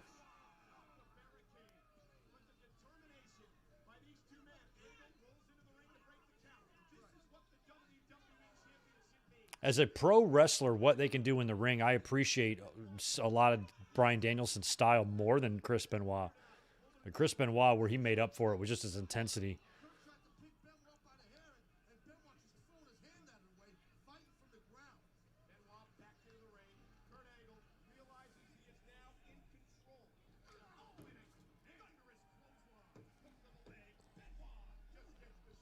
Oh, really? Charlie Haas just showed up at the Impact tapings. That's good for him.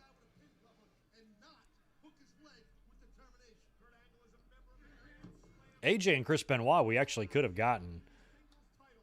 They just missed each other, I think, a couple times, but theoretically it could have happened. AJ was in WCW. AJ popped into WWE, worked some velocity matches. We could have gotten it.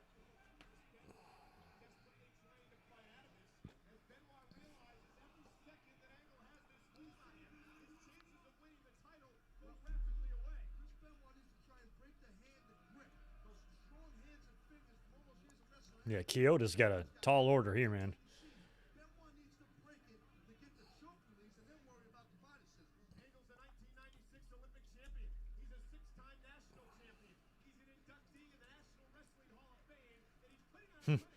I recognize that cameraman over by the announce desk. He's been featured in some WWE shit before.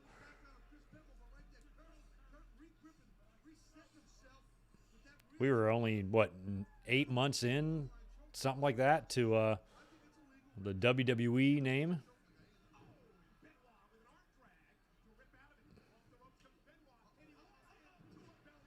Yeah, SmackDown was on fire. I mean, and they had Edge and Ray and Brock and guys like that and Eddie.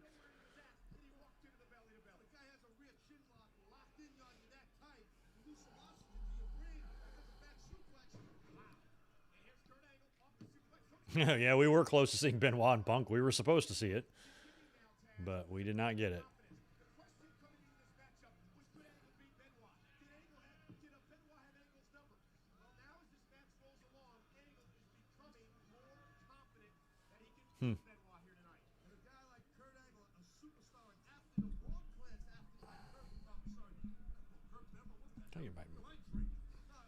What am I drinking? I don't know, Taz. Benoit and Pete Dunne would be fun. Can I get my mic where I want it?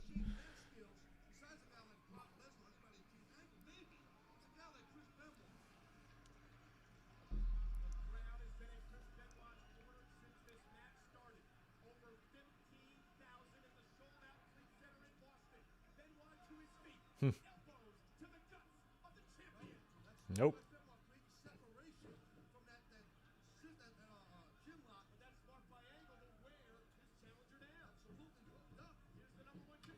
Oh my God, did you hear that?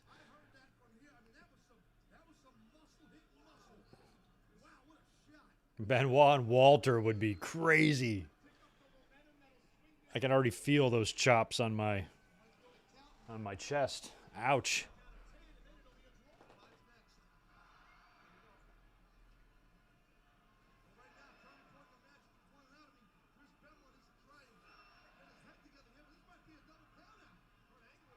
Walter and Angle might be pretty fun too.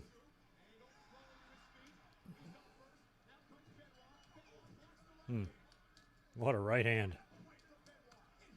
Yeah, no, I changed my mind. I'd prefer Benoit and Walter over Angle and Walter. Angle and Walter would be great, but Benoit and Walter would be stupid. Oh my God.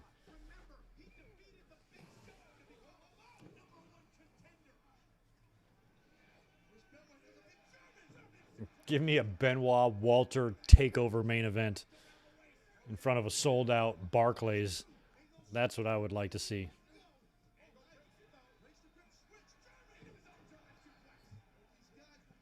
They're German trading here.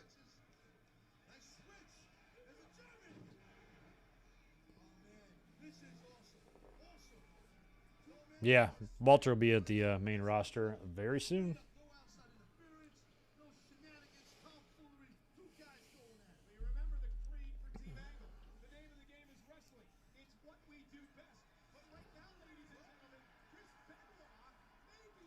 Oh, he always blew the snot. So much snot came out. Ooh. I thought it was just going to be spit, but it's snot. See? See what I did there?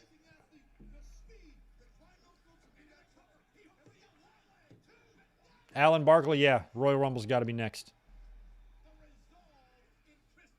It's only a 2-hour and 38-minute runtime on the Peacock version here, and we are already an hour and a half in, so this match has got to wrap up in the next, 8 minutes here.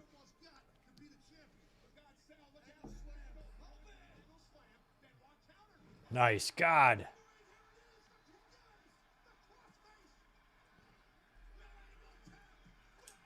Well, angle tap. Damn, he is screaming at him. Love that. Tap, motherfucker.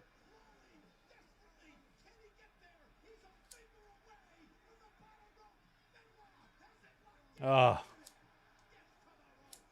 Angle, you dirtbag.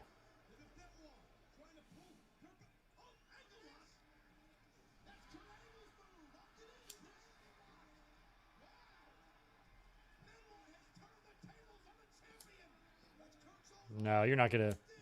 Nope. Ooh, he's got. Oh my God, he's twisting his leg all the way around. They kind of traded ankle locks here.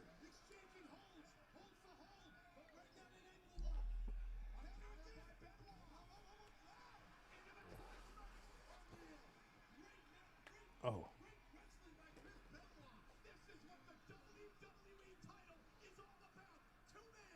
Steiner and Triple H are probably in the back being like, yeah, we suck. The crowd is into this one.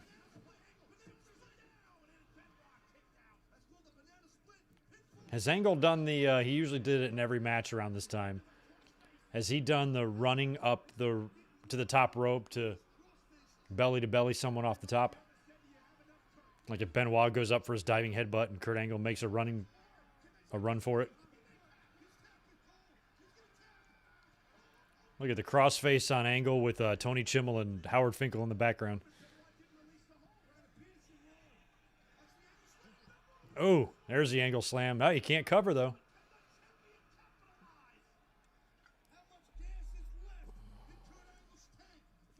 Oh, crowd's loving this. They're probably feeling good. They're like, all right, a wrestling match after that stinker we just had.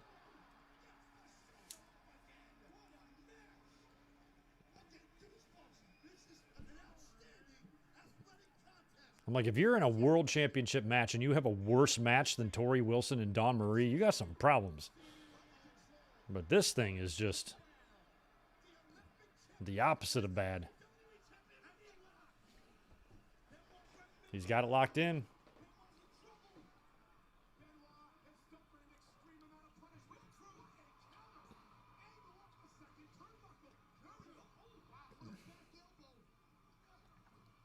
Nice. Oh, damn, Kyoto counted fast. I don't know, man. I don't want to put that down this match at all. I think the stage would help me vote Angle and Shawn as the better match, but that's only because it was at WrestleMania, and WrestleMania just means something different. But it depends on what you're... Oh, I love... Oh, God. Angle flipped completely out of that German. But it depends on what your style is. Some people prefer a match like this, like ground and pound, where Shawn is more finesse. Just depends on what you like. God, Angle could always sell the way he put his hand behind him and stuff. He literally looked dead.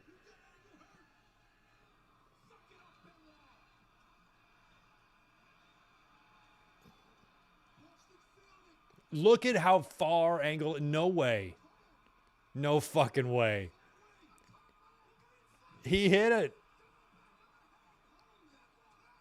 That was 75% of the way across the ring. Benoit flew.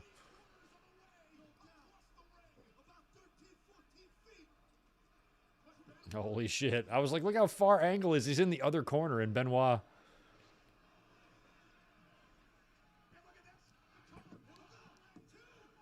Wow. Super close. Look how far. You don't even see Angle in the shot until the end.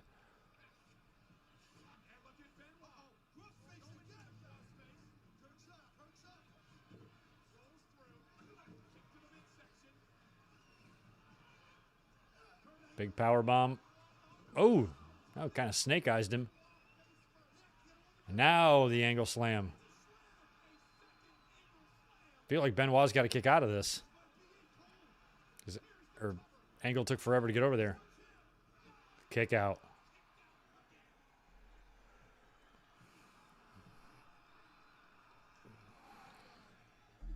Alan Barkley, I think we're doing 97 next. I don't think I'm going to do 98. We're going to do 97, I think, next week. That'll be a fun one to do. And then we'll have another one to do the week after.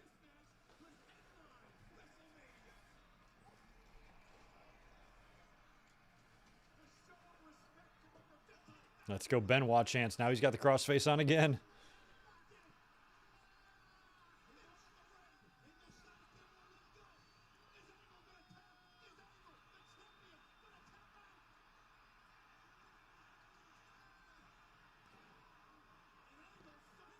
Oh, wow. He's got... Oh, my God. He's got it cinched.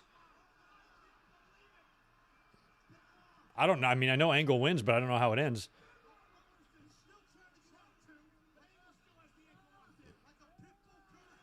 Oh, he's got it.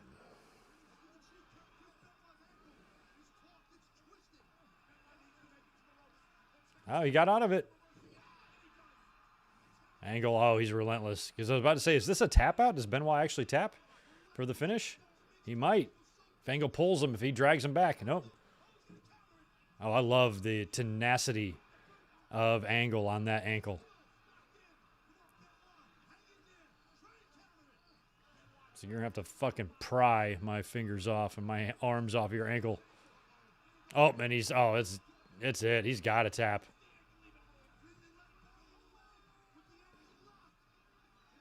Nowhere to go. Oh, he's doing it the other way now. Ouch. That's it. Taps out.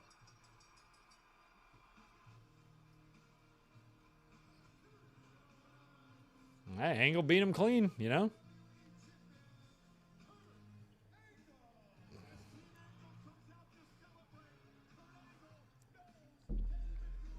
What a match. I haven't sat down and watched that one straight through in many years, so that was cool.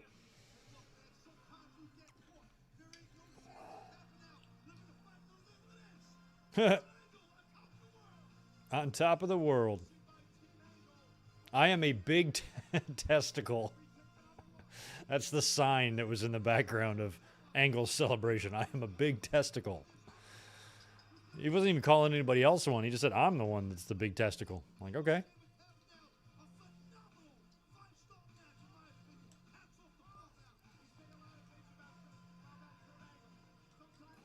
Now, Benoit gets a real nice little pat on the back here for that effort. Benoit gets up, and I think the crowd salutes him.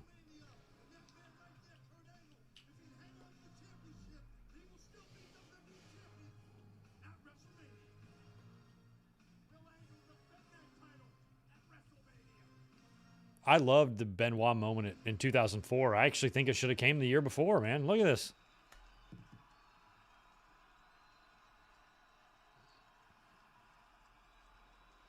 I think after this, they're like, next year, he's going to win the whole thing.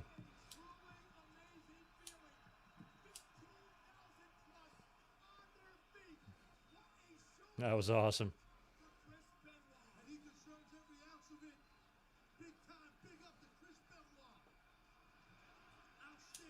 I mean, that was the literal polar opposite of Steiner and Triple H from earlier on. I mean, what a match.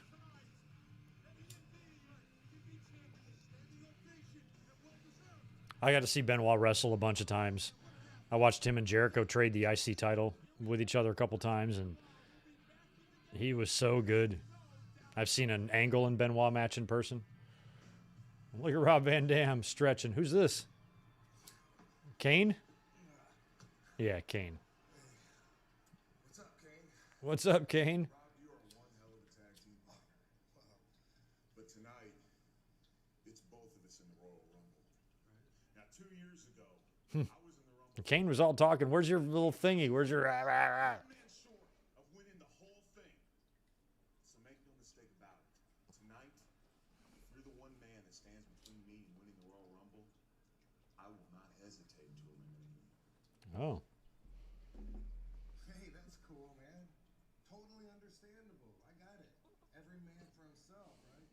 In fact, you should do whatever you feel is necessary to ensure your victory, dude. Because you can be damn sure I'm going to do what it takes to make sure the winner of tonight's Royal Rumble is Rob Van Dam. All right, so now everybody's starting to let all their friends know that it's every man for himself. Like, yeah, we know. We get one of these every year. We know the rules. Oh, Ben, you're watching the DVD? They're promoting the anthology album, huh?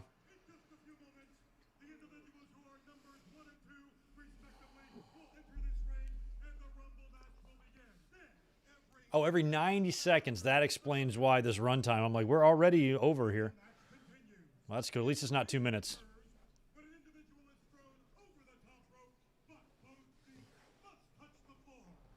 Yeah, maybe we'll do some ECW pay-per-views, Raymond.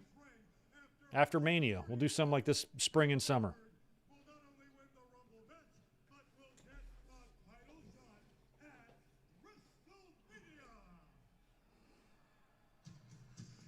And here comes Sean. I remember this time feeling very good because I'm like, oh my God, I think, Sean's in the Rumble. And I felt like he was back for real now.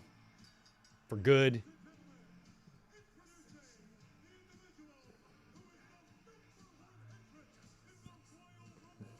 He's wearing that 95. He was IC champion when he wore that gear. He was busting out his old shit too back then. Like, that's not new gear. That's the same shit he wore back in like 1995 with all those dog tags on it or whatever those things are.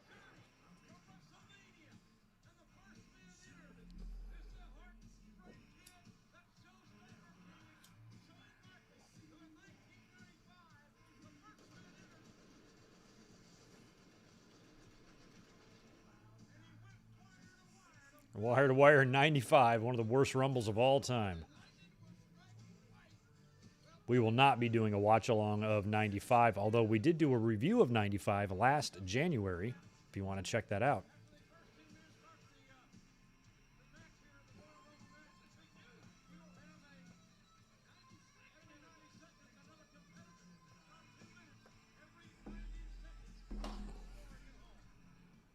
Yeah, I am scoring at home, JR. Thank you. Y'all scoring? Got your scorecards? I got mine.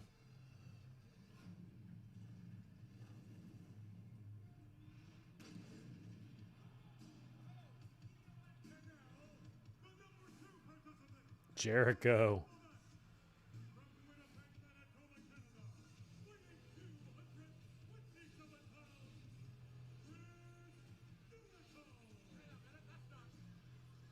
Oh, yeah, it's Christian dressed as him.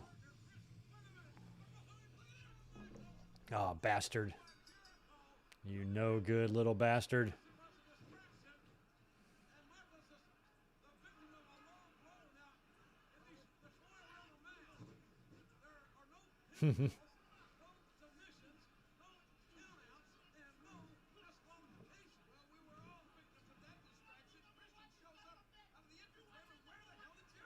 I do remember being bummed out about this a little bit because I think Sean gets kind of tossed out kind of early here. And I remember being bummed that I didn't get to see Sean kind of work in the Rumble and like interact with other wrestlers because he'd been out for so long. And there was some dream confrontations I wanted to see that I didn't get to see because of all this shit.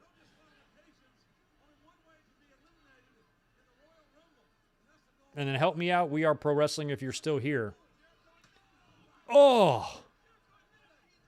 That was a chair shot. Sean's blading. Did Sean work in the ring prior to WrestleMania 19 in his match with Jericho? Like between here and then. Oh, there's Sean's freshly cut blade job there.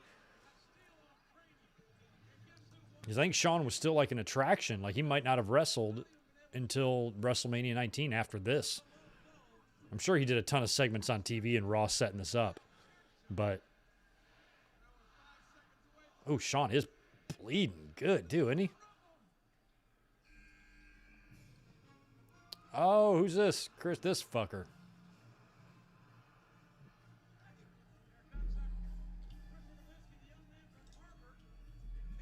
It is funny. I wonder how Benoit was to Nowitzki behind the scenes. You know, Benoit was not very nice to some of the newcomers. He, like, kicked the Miz out of the locker room and shit. And it was Nowitzki that had called up Benoit's parents and asked to, you know, if he could study Benoit's brain after he died. And I'm curious, like, if they had a relationship at all back then. Sitting in this chair too long. My tailbone's starting to hurt. Ugh.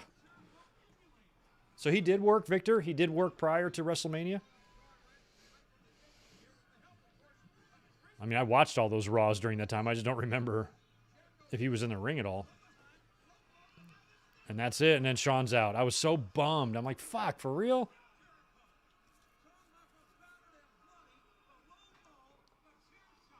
Because I remember, you know, when he worked the Elimination Chamber, and I remember the Rob Van Dam match on Raw, and then I know he dropped the belt at Armageddon, and then this. But other than those, I don't recall any time he was in the ring prior to Mania 19. Oh, Jeff Hardy and Sean against Jericho and Christian. That's awesome. So there's at least one match to help build the issue with him and Jericho. That's good. Oh, Ray. Okay. I'll take some Ray. As much as I loved Ray, I didn't like any of his theme songs in WWE. I didn't like this one. I don't like the Booyaka one he has now. Look at this. Jericho and Ray. How awesome is this to see? Not sure if they had a... Not sure if these two had a WWE run-in yet. Jericho and Mysterio.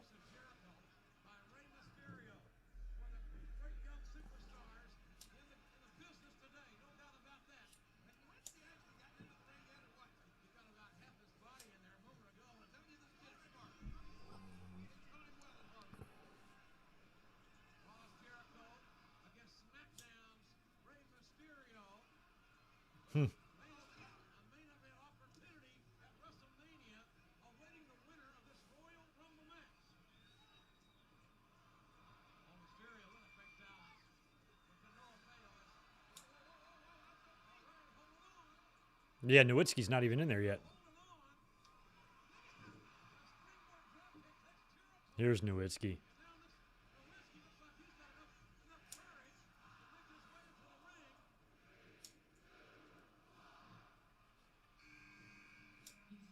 Oh, Edge.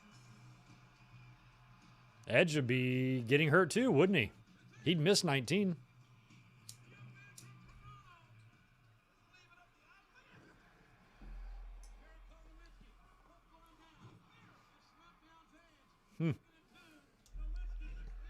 No, Ray up top. Look out. Don't be going to the top in the Rumble. That's dangerous.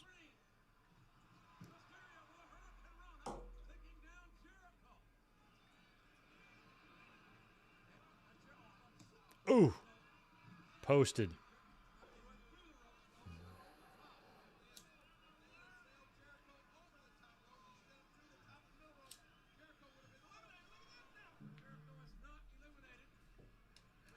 Oh, Ray and Edge, friends.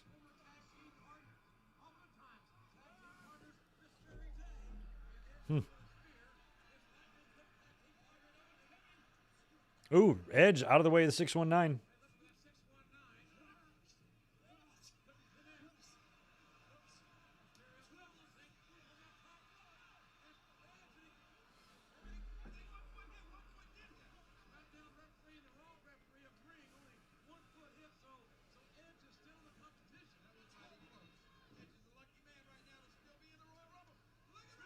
Oh. Jericho, where'd he go? He's not out, though, right?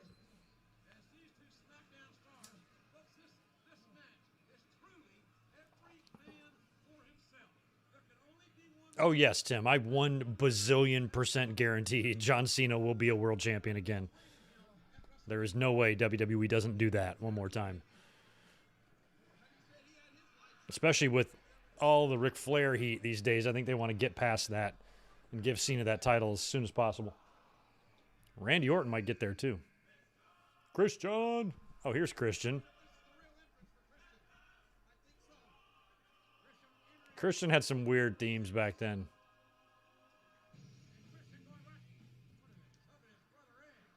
Ah.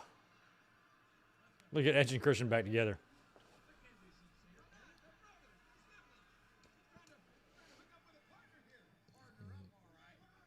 Oh, and a spear to Christian. Hopefully those with the benefit of flash photography got a shot of that spear.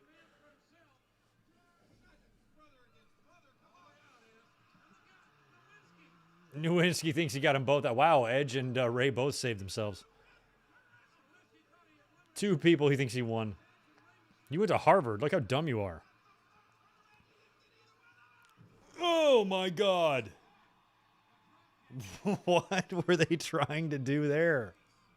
Edge didn't even jump until Ray was already way in the air. That might have given him a concussion right there. I know that's what put Nowinski out, was a couple of concussions of his own. Edge landed right on top of him. Think about, yeah, good point, Divine Ricks. We've got Edge, Christian, and Rey Mysterio and Jericho all in this ring. 4 out of the 5 people are active wrestlers. That's crazy for a 20-year-old show or a 19-year-old show. Ooh, and Chavo, he's semi-active. He could probably get in the ring, do some stuff, right? Dun, dun, dun, dun, dun, dun. I always liked his song. Ooh, Chavo and Ray. Oh, did it for real. That was the spot that actually did give him a concussion. It looked like it. That was kind of a botch by Edge there. Nowinski is still taking his time. Look how crisp those 619s were back then. San Diego. I'm actually surprised I've never ran into Rey Mysterio in town. I ran into the Bellas, but I've never seen Mysterio ever.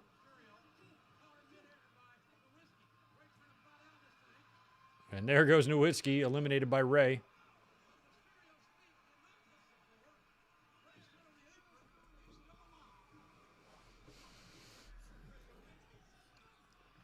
Ooh. Yeah, I don't know why anybody thinks it's unlikely that John Cena would get another one. Did you see the match he just had at SummerSlam? You know, it's like he's perfectly capable. And when you think of other, you know, major stars in the company, Rock and Hogan, anybody they can put the belt back on, they will. So they definitely will put the belt on Cena. Again, absolutely. I've never doubted anything less than I doubt my belief in that.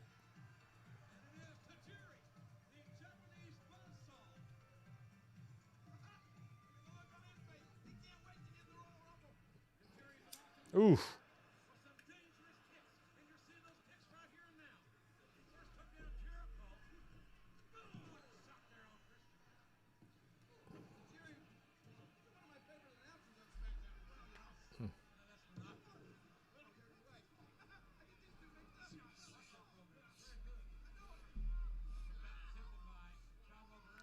Look at Tajiri. This is a lot of fun. Yeah, there's a lot of SmackDown going on, isn't there?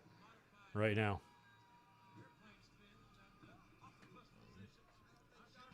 Yeah, see, I don't remember any of the specifics that goes on in this match. If there's any interesting spots or anything like that, I don't remember. I remembered the Shawn and Jericho stuff, but nothing else. I know we'll be seeing RVD out here soon. Because I saw him stretching.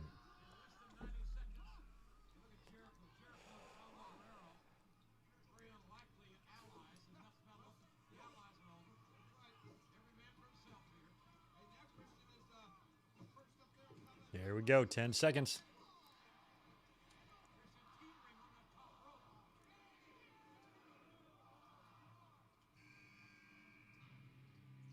Bill DeMott, no kidding.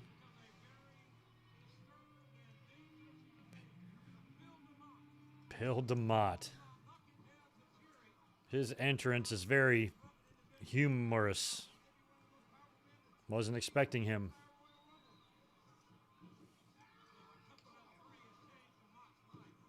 Since he was here and Goldberg would be coming in like 3 or 4 months later, they should have had Goldberg face Bill DeMott in his first match. That would have been awesome. You know, Jericho and DeMott going at it.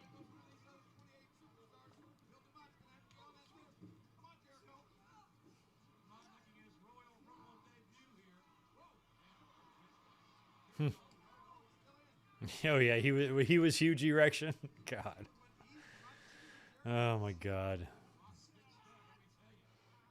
Surprised WWE or WCW came up with that name, because that seems more of like a, well, actually I was about to say it seems like more of a Vince Russo thing, but it probably was, because I think Vince Russo was there when he came up with that. But it seems like more of an Attitude Era WWE type of gimmick. Huge erection.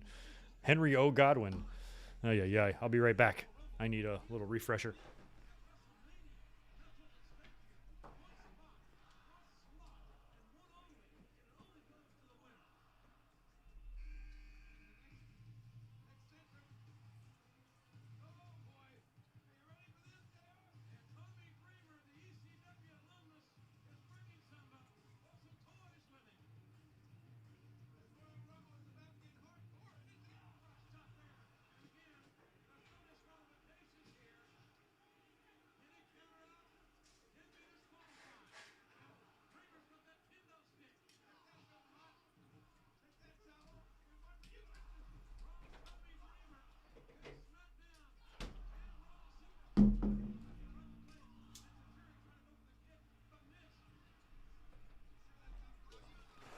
Oh, here's Tommy Dreamer. I might have missed the spot on Jericho.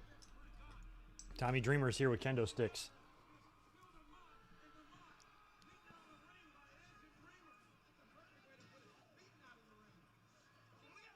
Oh my God, they nailed him. Oh yeah, it looks like Dreamer did tag Jericho right in the face there. He's pissed. Look at us stiff. He's mad. Damn. I missed. I was gone when Dreamer came out, so he must have hit Jericho in the face with the kendo. Jericho seemed legit pissed. He gave a receipt on that on Dreamer for sure.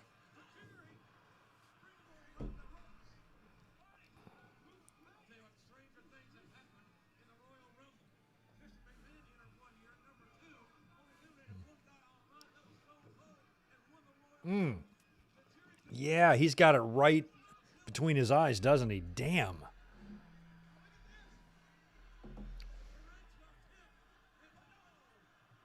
Yeah, I went and got a new beer, and I missed it. Yeah, he definitely looked pissed. Oh, my God. I didn't even know that thing sticks out this far. Who the fuck is this? Is that Bull Buchanan? He's got blonde hair now? Billy, Chuck, and Bull?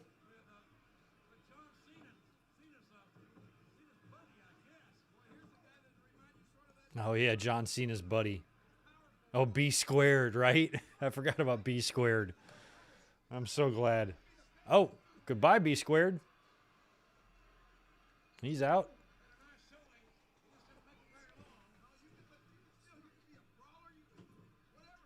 B squared, B thrown out. Oh, there he goes. Oh, Chavo's gone. Tito, get away from there.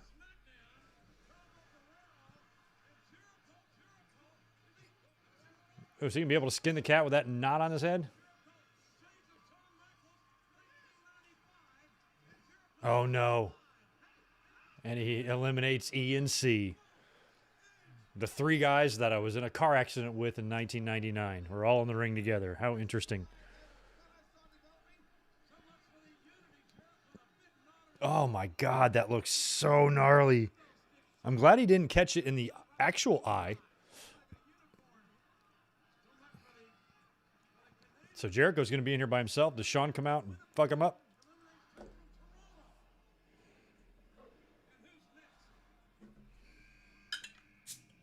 Here's RVD. They love RVD.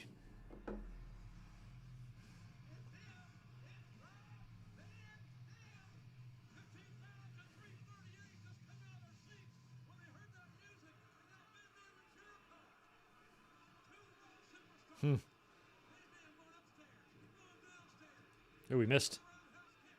Nice kick right to the face.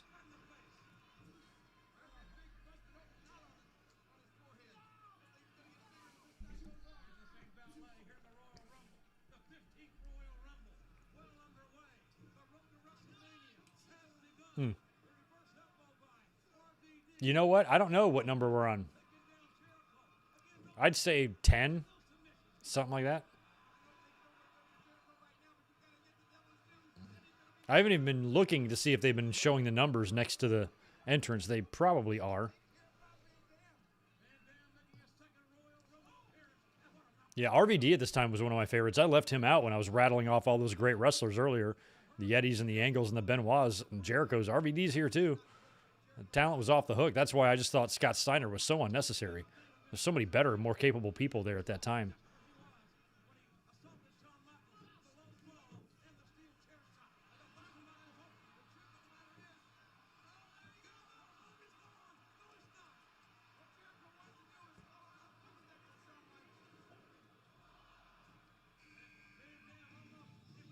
Oh, yeah, Matt Hardy. Man, I'm glad that streaming has gotten a little crisper. Look how shitty version 1 looks. Remember when internet... Oh! Did he fall? Matt looked like he fell. But remember when internet video looked kind of that bad? I don't know what that means. Like less frames per second or something that crappy, crummy video quality was on?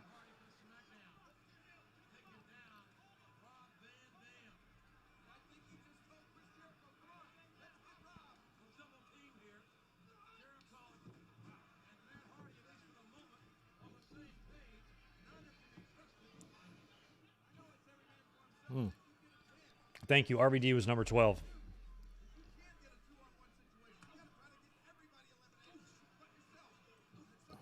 Is Matt's MFer out there with him?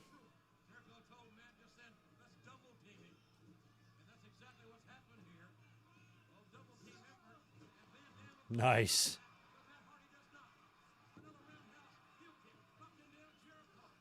I loved RVD at this time. I would have put the belt on him here in 03. Yeah, taking a few hours to download one picture. I remember getting my my parents. I already moved out of my parents' house before like the internet really became a thing that I was aware of, and they got a computer in like 1996, and I would go over and play with it. And I remember like trying to look up like a wrestling site or something, and just like the page, it was dial up, and it took an hour just for the page to fill in and everything just to be there. And it's like, I don't think this, big 5-star to Jericho. I'm like, I don't think this internet thing is for me. It's like, now if it only moved fast, if it would just move fast, that would be great. All right, who's next?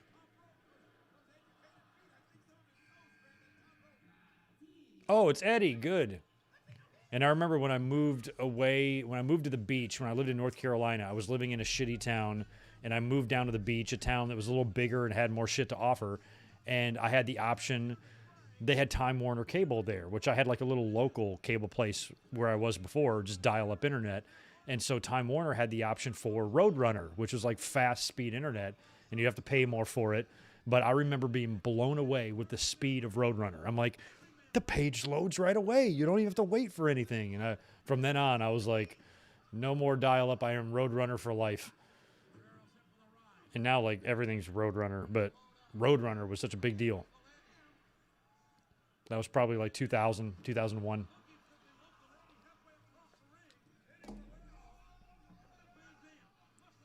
I was like, well, this will make downloading music on LimeWire just a little bit easier, won't it?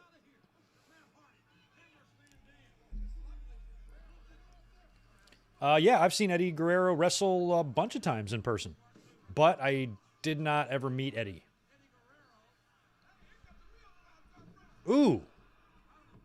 Weird frog splash on the face of RVD. What I like about this Royal Rumble is it's really reminding you how much great talent was on the roster this time. I mean, forget about what we saw in the earlier matches, you know, the Triple H's and the Benoits and the Angles and the Brocks. This is incredible. Shawn, Jeff, RVD, Jericho, Christian, Hardy. Hall of Fame, everybody in this match.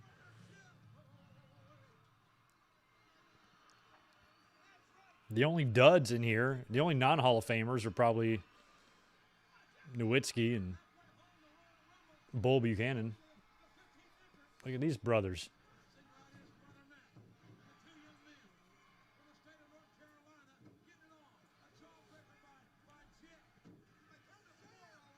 Huh.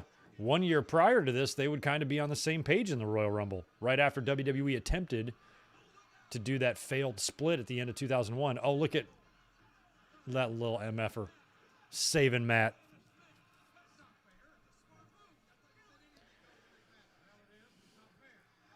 What's with the face paint? I'm not wearing any. What are you talking about, Raymond? Does my face look like it's got paint on it? I don't know what you're talking about. I know, you mean Jeff Hardy. He was starting to do this around that point.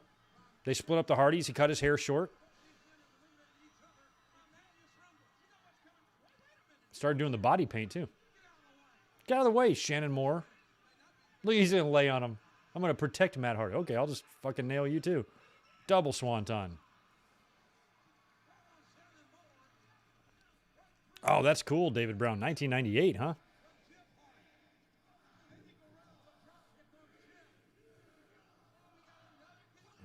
Eddie was just a year away from winning the title. Oh, 3-minute warning. Who's this? Rosie?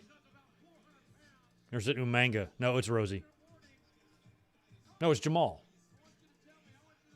Is he Jamal or Rosie? He's Jamal.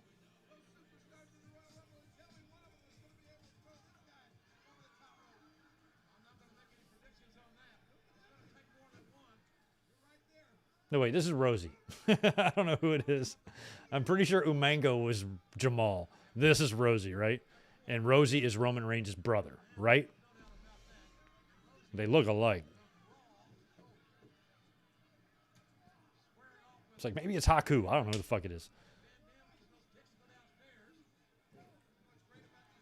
Yes, Rosie was a superhero in training. That's right. Oh, did you see that kick to RVD? Jesus, man. God.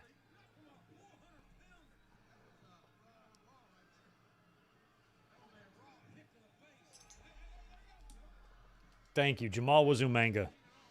And Rosie was Rosie.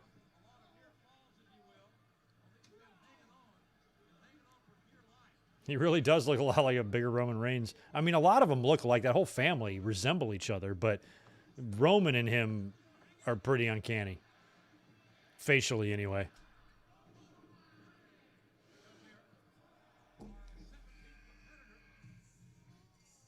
Oh, test. Oh, Stacy. For God fucking sakes. There's nobody hotter. Like, nobody. No, don't kiss him.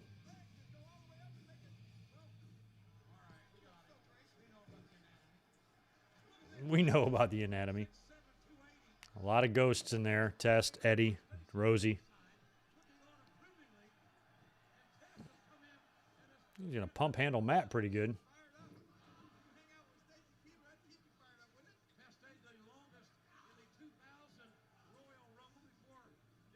They could have made just a badass. Think of like Test and Mark Jindrak and like Sean O'Hare together.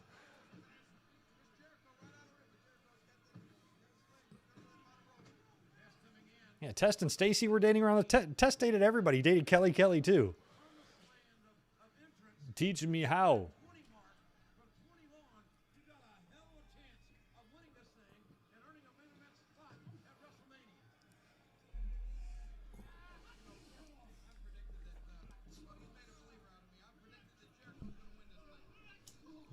Jerry Lawler's predicting Jericho. Lawler doesn't get in this, does he? He doesn't hop off commentary like he did that one year, does he? Oh, it's Cena. Look at him. This is like early Cena. Yo. Yo.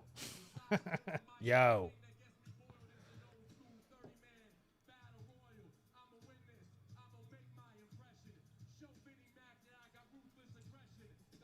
Why is he wearing Houston shit?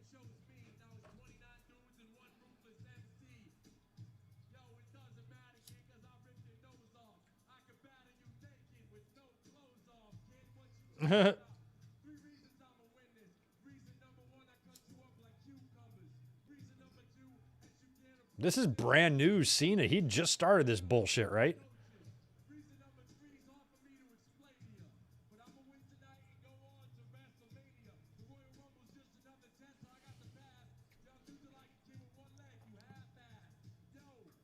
It's a lot of rapping going on. Do you want to wrestle or... And all these guys are still selling and doing shit in the ring.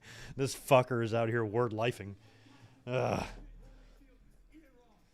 I went and I swear I was reverse of every other John Cena fan. I didn't like him here. I liked him when everybody hated him. Where everybody else is the opposite. This is when he was the most over to most people, but when he started winning all the time, then they hated him. And he was PG. But I respected him more after his legacy started being developed. But I was not warmed up to him yet.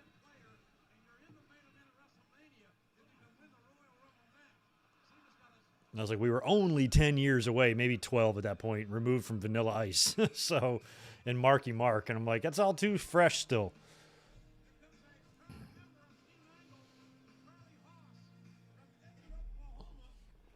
However, even though the Thug Life rapping thing wasn't totally for me, I appreciated his ability to do that.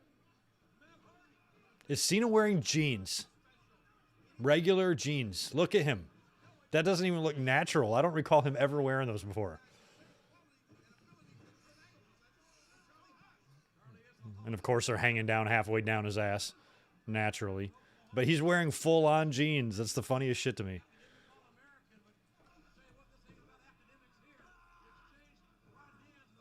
I'm glad he switched to jorts because that shit's hot.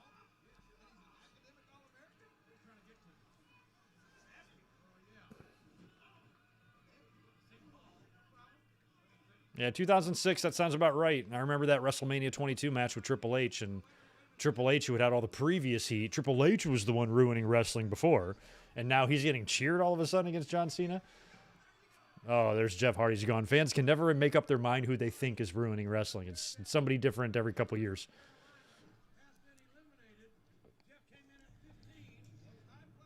Daniel Bryan used to call him a word. I forgot what it was called. Started with an F, I think.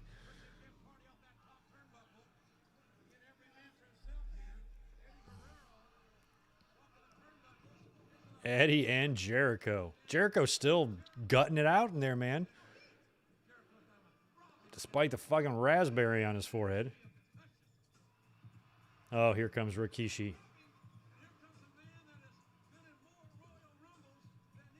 How wheezy. Wow. Jim Ross says, at least up until this point, Rikishi had been in more Rumbles than anyone. Yeah, so he was probably in 991. At least 92. Or no, he was probably just there in 93. So 93, 94. Definitely was there in 95. Yeah, in 96 he was. He was probably in 97 as the Sultan. I don't recall him being in 98. I don't recall him being in 99. Or he might have been. And then two, yeah, so I guess 8. Yeah, you said 8 Royal Rumbles up until that point. I wouldn't have thought that Rikishi would have been the guy who had been in the most. Crazy. How Wheezy, thanks for the 5. Good to see you, man. Welcome back. Who would have thought that Thug Life Kid would be the greatest superstar of all time? I wouldn't have thought that at this time. He looked so weird in those jeans. I guess early Cena was doing that.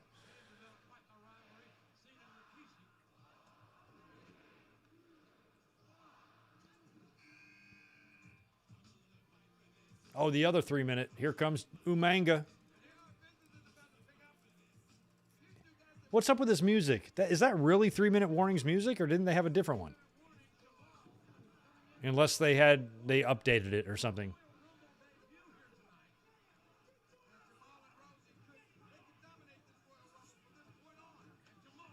Jamal and Jamal. Umanga. 4 years from now, look at that. Look at Jamal and Cena next to each other. In 2007, they'd have a hell of a match at Royal Rumble, wouldn't they? Beef on beef. Yeah, Rikishi's in there with a whole lot of family. Okay, let me think. What is Rikishi to Jamal? What's the relation? Nephew? Is Jamal Rikishi's nephew? I don't think he's his brother. Now I got to look at the family tree. I used to know this shit backwards and front. I kind of don't know anymore. I forget who's who.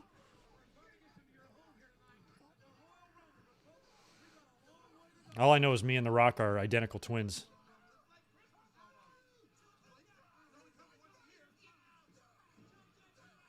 Brothers, thank you.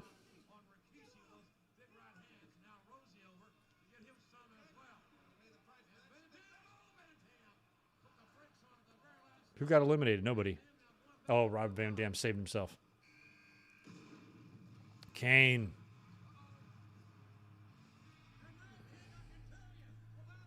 Brothers. Cousin. Okay. It was one or the other.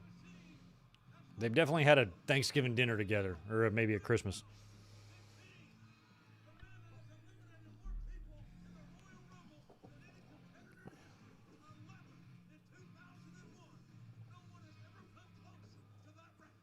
Kane is, we are now just a few months away from the unmasking. I'm pretty sure that happened in 2003.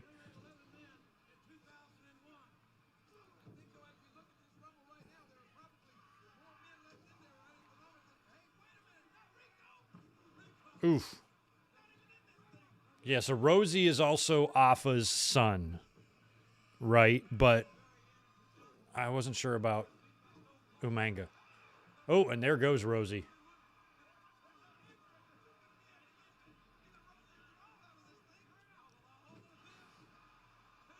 Double choke slam to the MFers.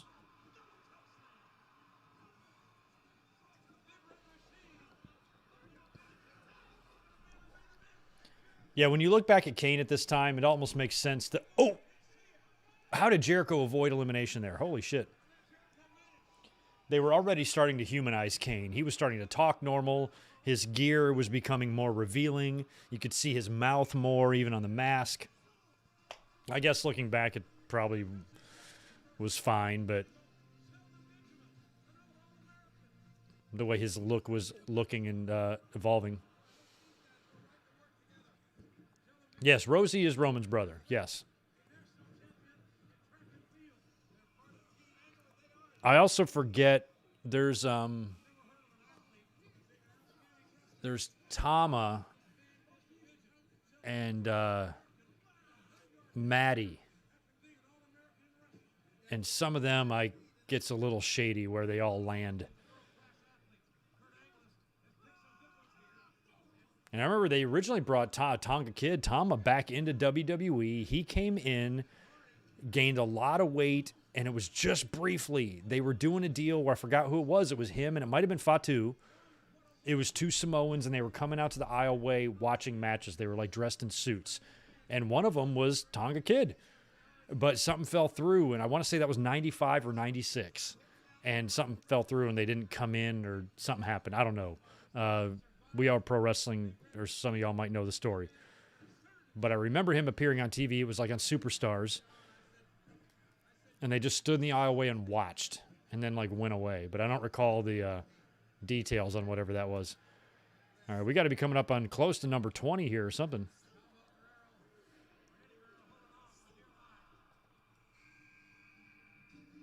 Oh, can you do? There's so much talent. God. This does seem to be one of the more talent-filled Rumbles.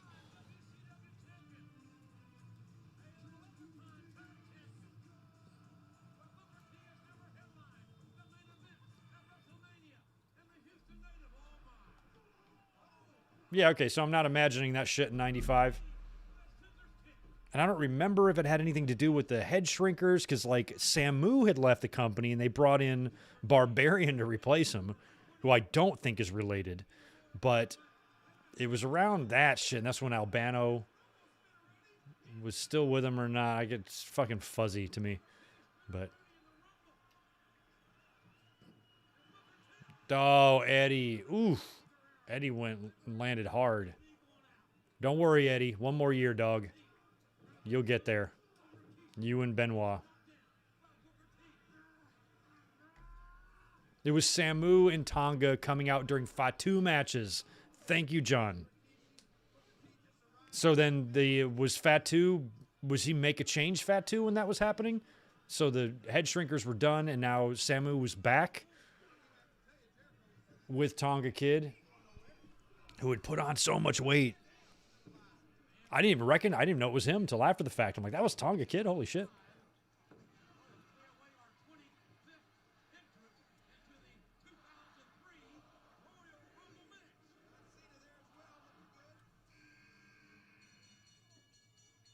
Oh, A-Train. I'm like, who is this? JBL? It's A-Train. Oh, God, and he blew his snot out, and he's very oily and hairy. It's too much oil and hair combined. I can handle them individually, but not together. Poor Shelton.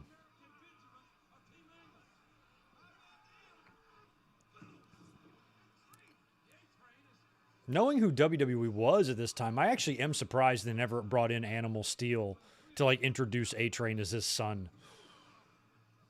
Or Albert. I could see him doing that. They certainly match. They like to wear the same sweater. Yeah, JBL, it took a while for him to show up. That's just the beginning of his theme song. I thought might have been him. Oh, here's Sean is back. Right after Jericho. We got a lot of guys in that ring. Ooh, that's a stat I'd like to know. I'd like to know if that stat, what that number is. Shawn and Cena, that's kind of cool to watch them interact. Look at the Hall of Famers. Oh, Jericho's gone. At the hands of Test, no less. Shawn and Jericho and Cena. Eddie was just in there a minute ago. Oh, there's Shawn going after him. I want to know what the most amount of men ever in the ring at the same time was during a Royal Rumble. What's the most amount that's ever been? Certainly there's a number. It's probably been tied a bunch of times. But I can't imagine it being more than like 15 guys. That seems the max to me. Like half the field. Chris Ludecki. Thanks for the 5 who's coming out. Oh, Maven again. It was the whole year before that he did the Undertaker thing, right? Oh, please tell me. Please tell me Undertaker comes back and gets revenge. Is that what they do? Because didn't Maven kick him over the top rope the year before? Oh, I hope that happens. Oh, I hope that happens. Oh, I really hope that happens. Anyway, Chris, thank you for the $5. Wow, this Rumble's so many huge dudes where a guy like McIntyre in 03 would be an average-sized guy. You have McIntyre would be in here. When you got Rosie and you got Test and you got Albert. You got B and Kane is in there. A lot of beefiness. Rikishi's in there too.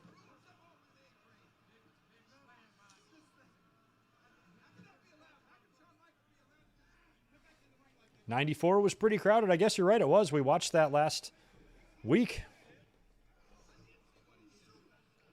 I can't tell how many we got. 3, 6, 9. Looks like we got about 12 in here now.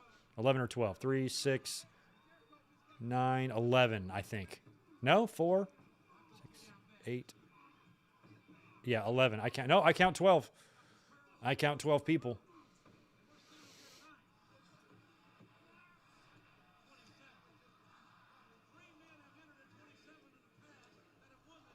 Damn, we're up to 27 now.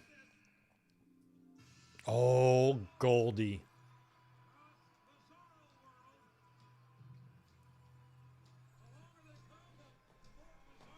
Okay, I'm right about the Undertaker. I'm like, that's what I would do. Especially if Undertaker's been gone for a while. You come back and let him fucking murder Maven. Payback, bitch.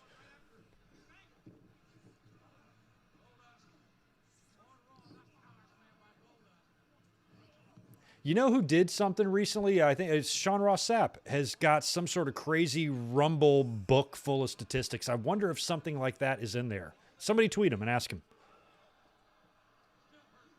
He did some sort of Rumble facts thing. I forgot what it was, but he might know. Somebody might know. But that's one stat I'm not sure if it was ever kept. You know, like when WWE would do the by the numbers shit every year, rattle off random statistics. That's one I don't know the answer to.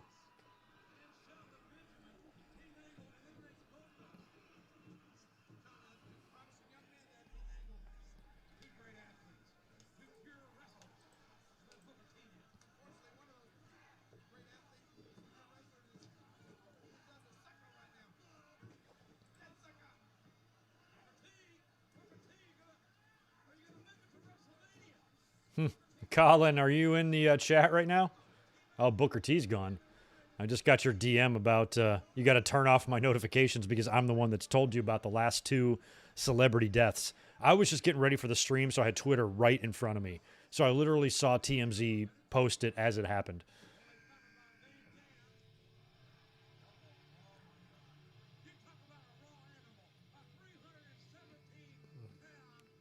Deacon Batista. Well, Batista, you got 2 more years, bro. Then it'll be your time.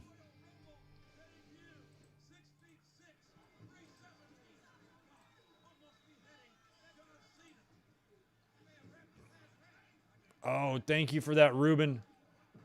Oh, I did. So I finally saw that leapfrog you were talking about with the Seeker of Thrills from back in the day.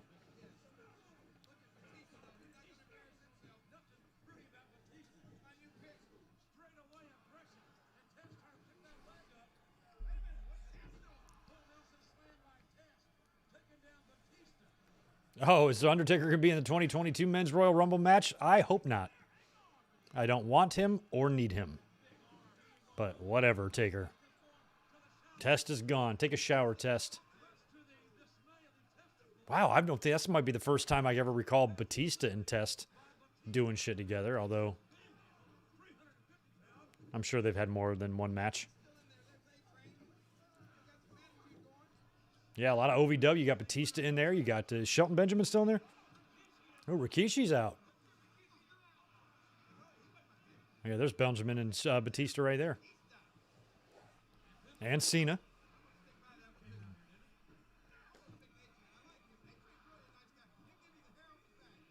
Oh, I wasn't taking it out on you, Shadow. Oh, here's Brock.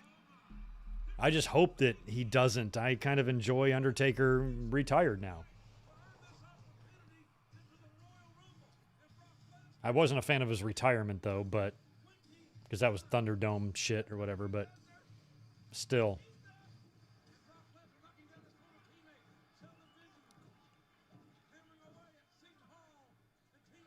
Yeah, a lot of OVW in here now with Brock, Benjamin, Orton, and Batista. I know Orton's not in there. Batista is.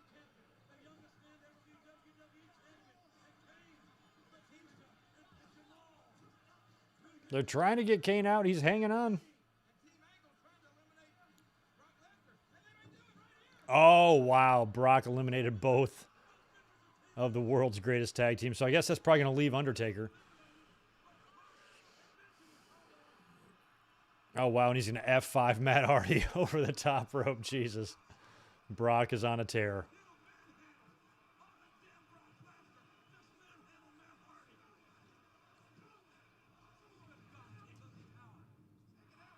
Matt came very close cracking his head on the apron there. I'm glad he survived that. Yeah, Randy Orton's the only OVW dude missing from this, right?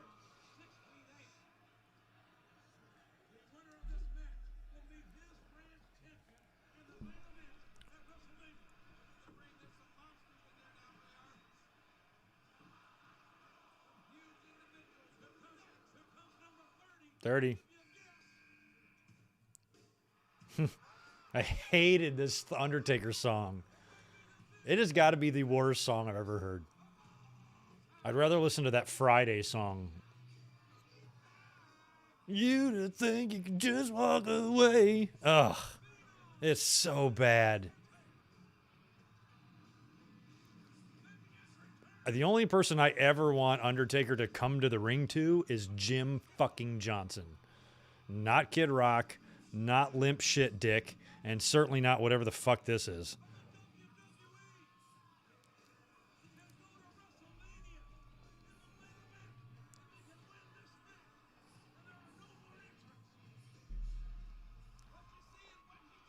Oh, Cena and Taker. Hey, Undertaker, Maven is over there. Undertaker, look, he's right. No. He's right there. Just go get him. I'm not going to rest until Undertaker disposes of Maven. There goes John Cena.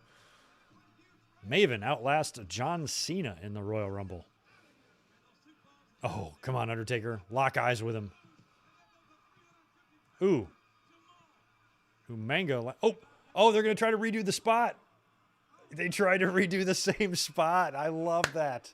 That's why I love watching this shit, because I totally forgot about this. Oh, goodbye, Maven. Ugh. Get rid of him.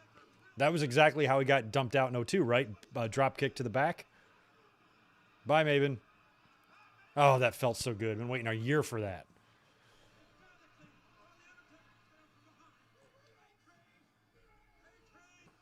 Oh, man. We Are Pro Wrestling it was? Jim Johnson had something to do with that? Well, I've done lost all respect for him now. Damn you, Jim Johnson. Damn you, Scuba Steve. Oh, Brock and Kane hooking up probably for one of the first times. It's kind of cool.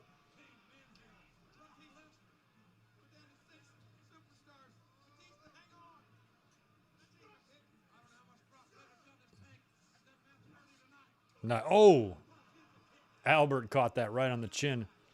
No, I do not play any video games. Except for old ones. Like you can't see all my Nintendo games, but they're out of frame here. I'll show you. Right. See all them Nintendo games are out there? There they are. And my cat's banana.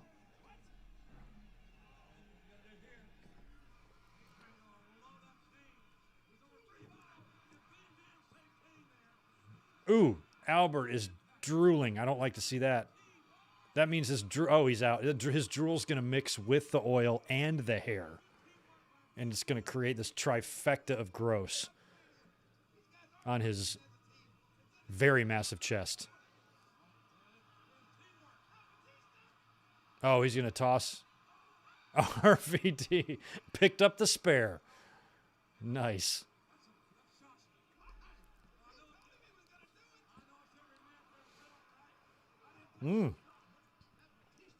Who are the last fucking two in here? It's not Batista and Brock, is it? I've never seen them this close together before. I've only seen Batista and Brock Lesnar interact a couple of times, and a couple of those times was in OVW.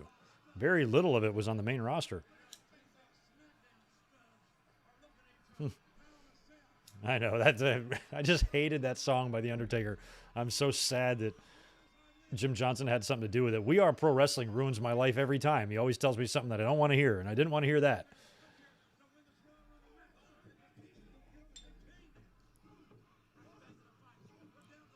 Look at this fucking Final Four. Taker and Kane and Batista and Brock. This doesn't get talked about enough. This would be a hell of a tag match. Brothers of Destruction against the OVW Future.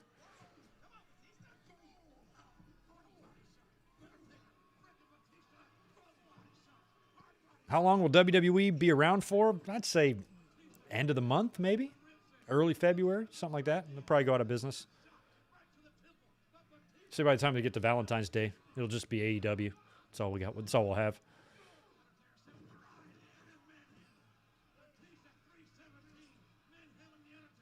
Look at this. I can't tell who's pairing up with who here.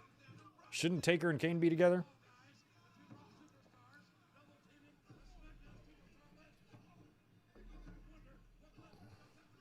Yeah, Taker and Batista wait 4 years as well, 2007. Just like Umanga and Cena. Ooh, there's a big belly-to-belly to Batista. Wow. Oh, wow. F5 to Kane. Kane weighs a bit less than Big Show.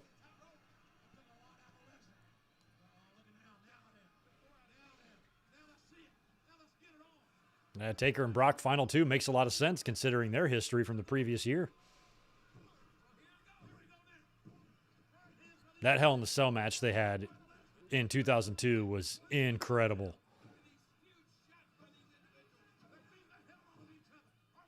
What was that pay-per-view name? Was it No Mercy or was it something else? I think it was No Mercy. That was the No Mercy 02.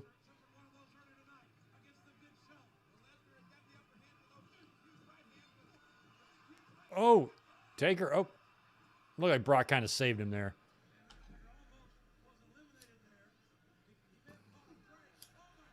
No, now F5 to Taker.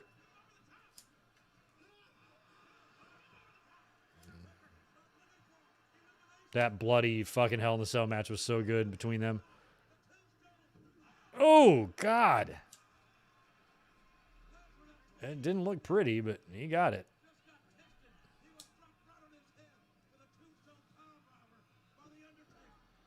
Oh, Batista is gone at the hands of Undertaker. It's Brothers of Destruction against Brock.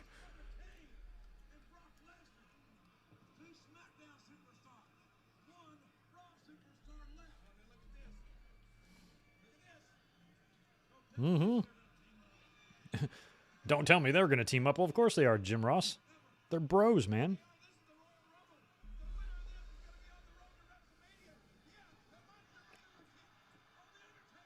He eliminated Kane. That's how he did it. Oh, and Batista's back. Oh, Batista eats a chair shot for some reason.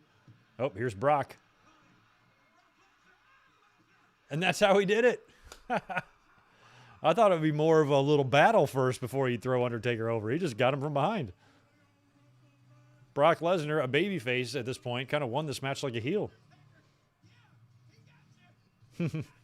Taker's like, all right. Yeah, he already had your number, Undertaker. Brock has already owned you.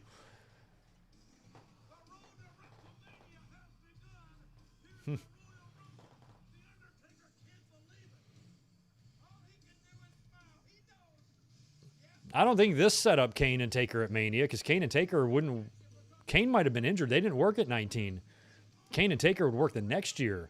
That was set up like later in the year. AJ, it's Survivor Series. I did a review on that show. Buried Alive match. Vince and Taker. Kane showed up, buried Undertaker. Taker returned as the dead man.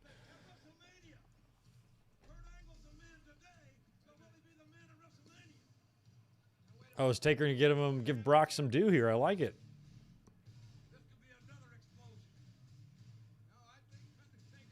Good job, man.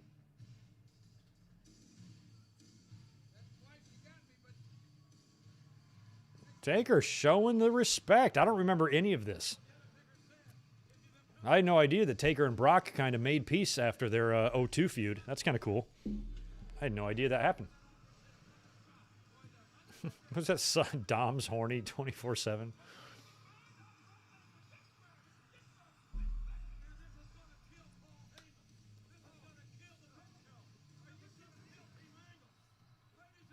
Oh, okay.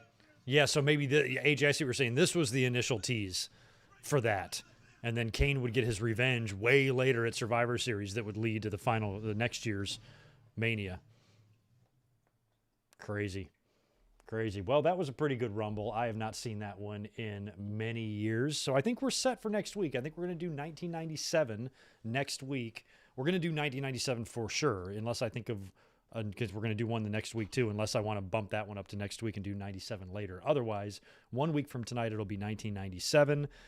Yeah, let's just plan on that, Raymond Frand. Next week, 97. And then the week after that, I just got to come up with a Rumble to do. Plenty to choose from. I'll give it some thought. We'll talk about it this week.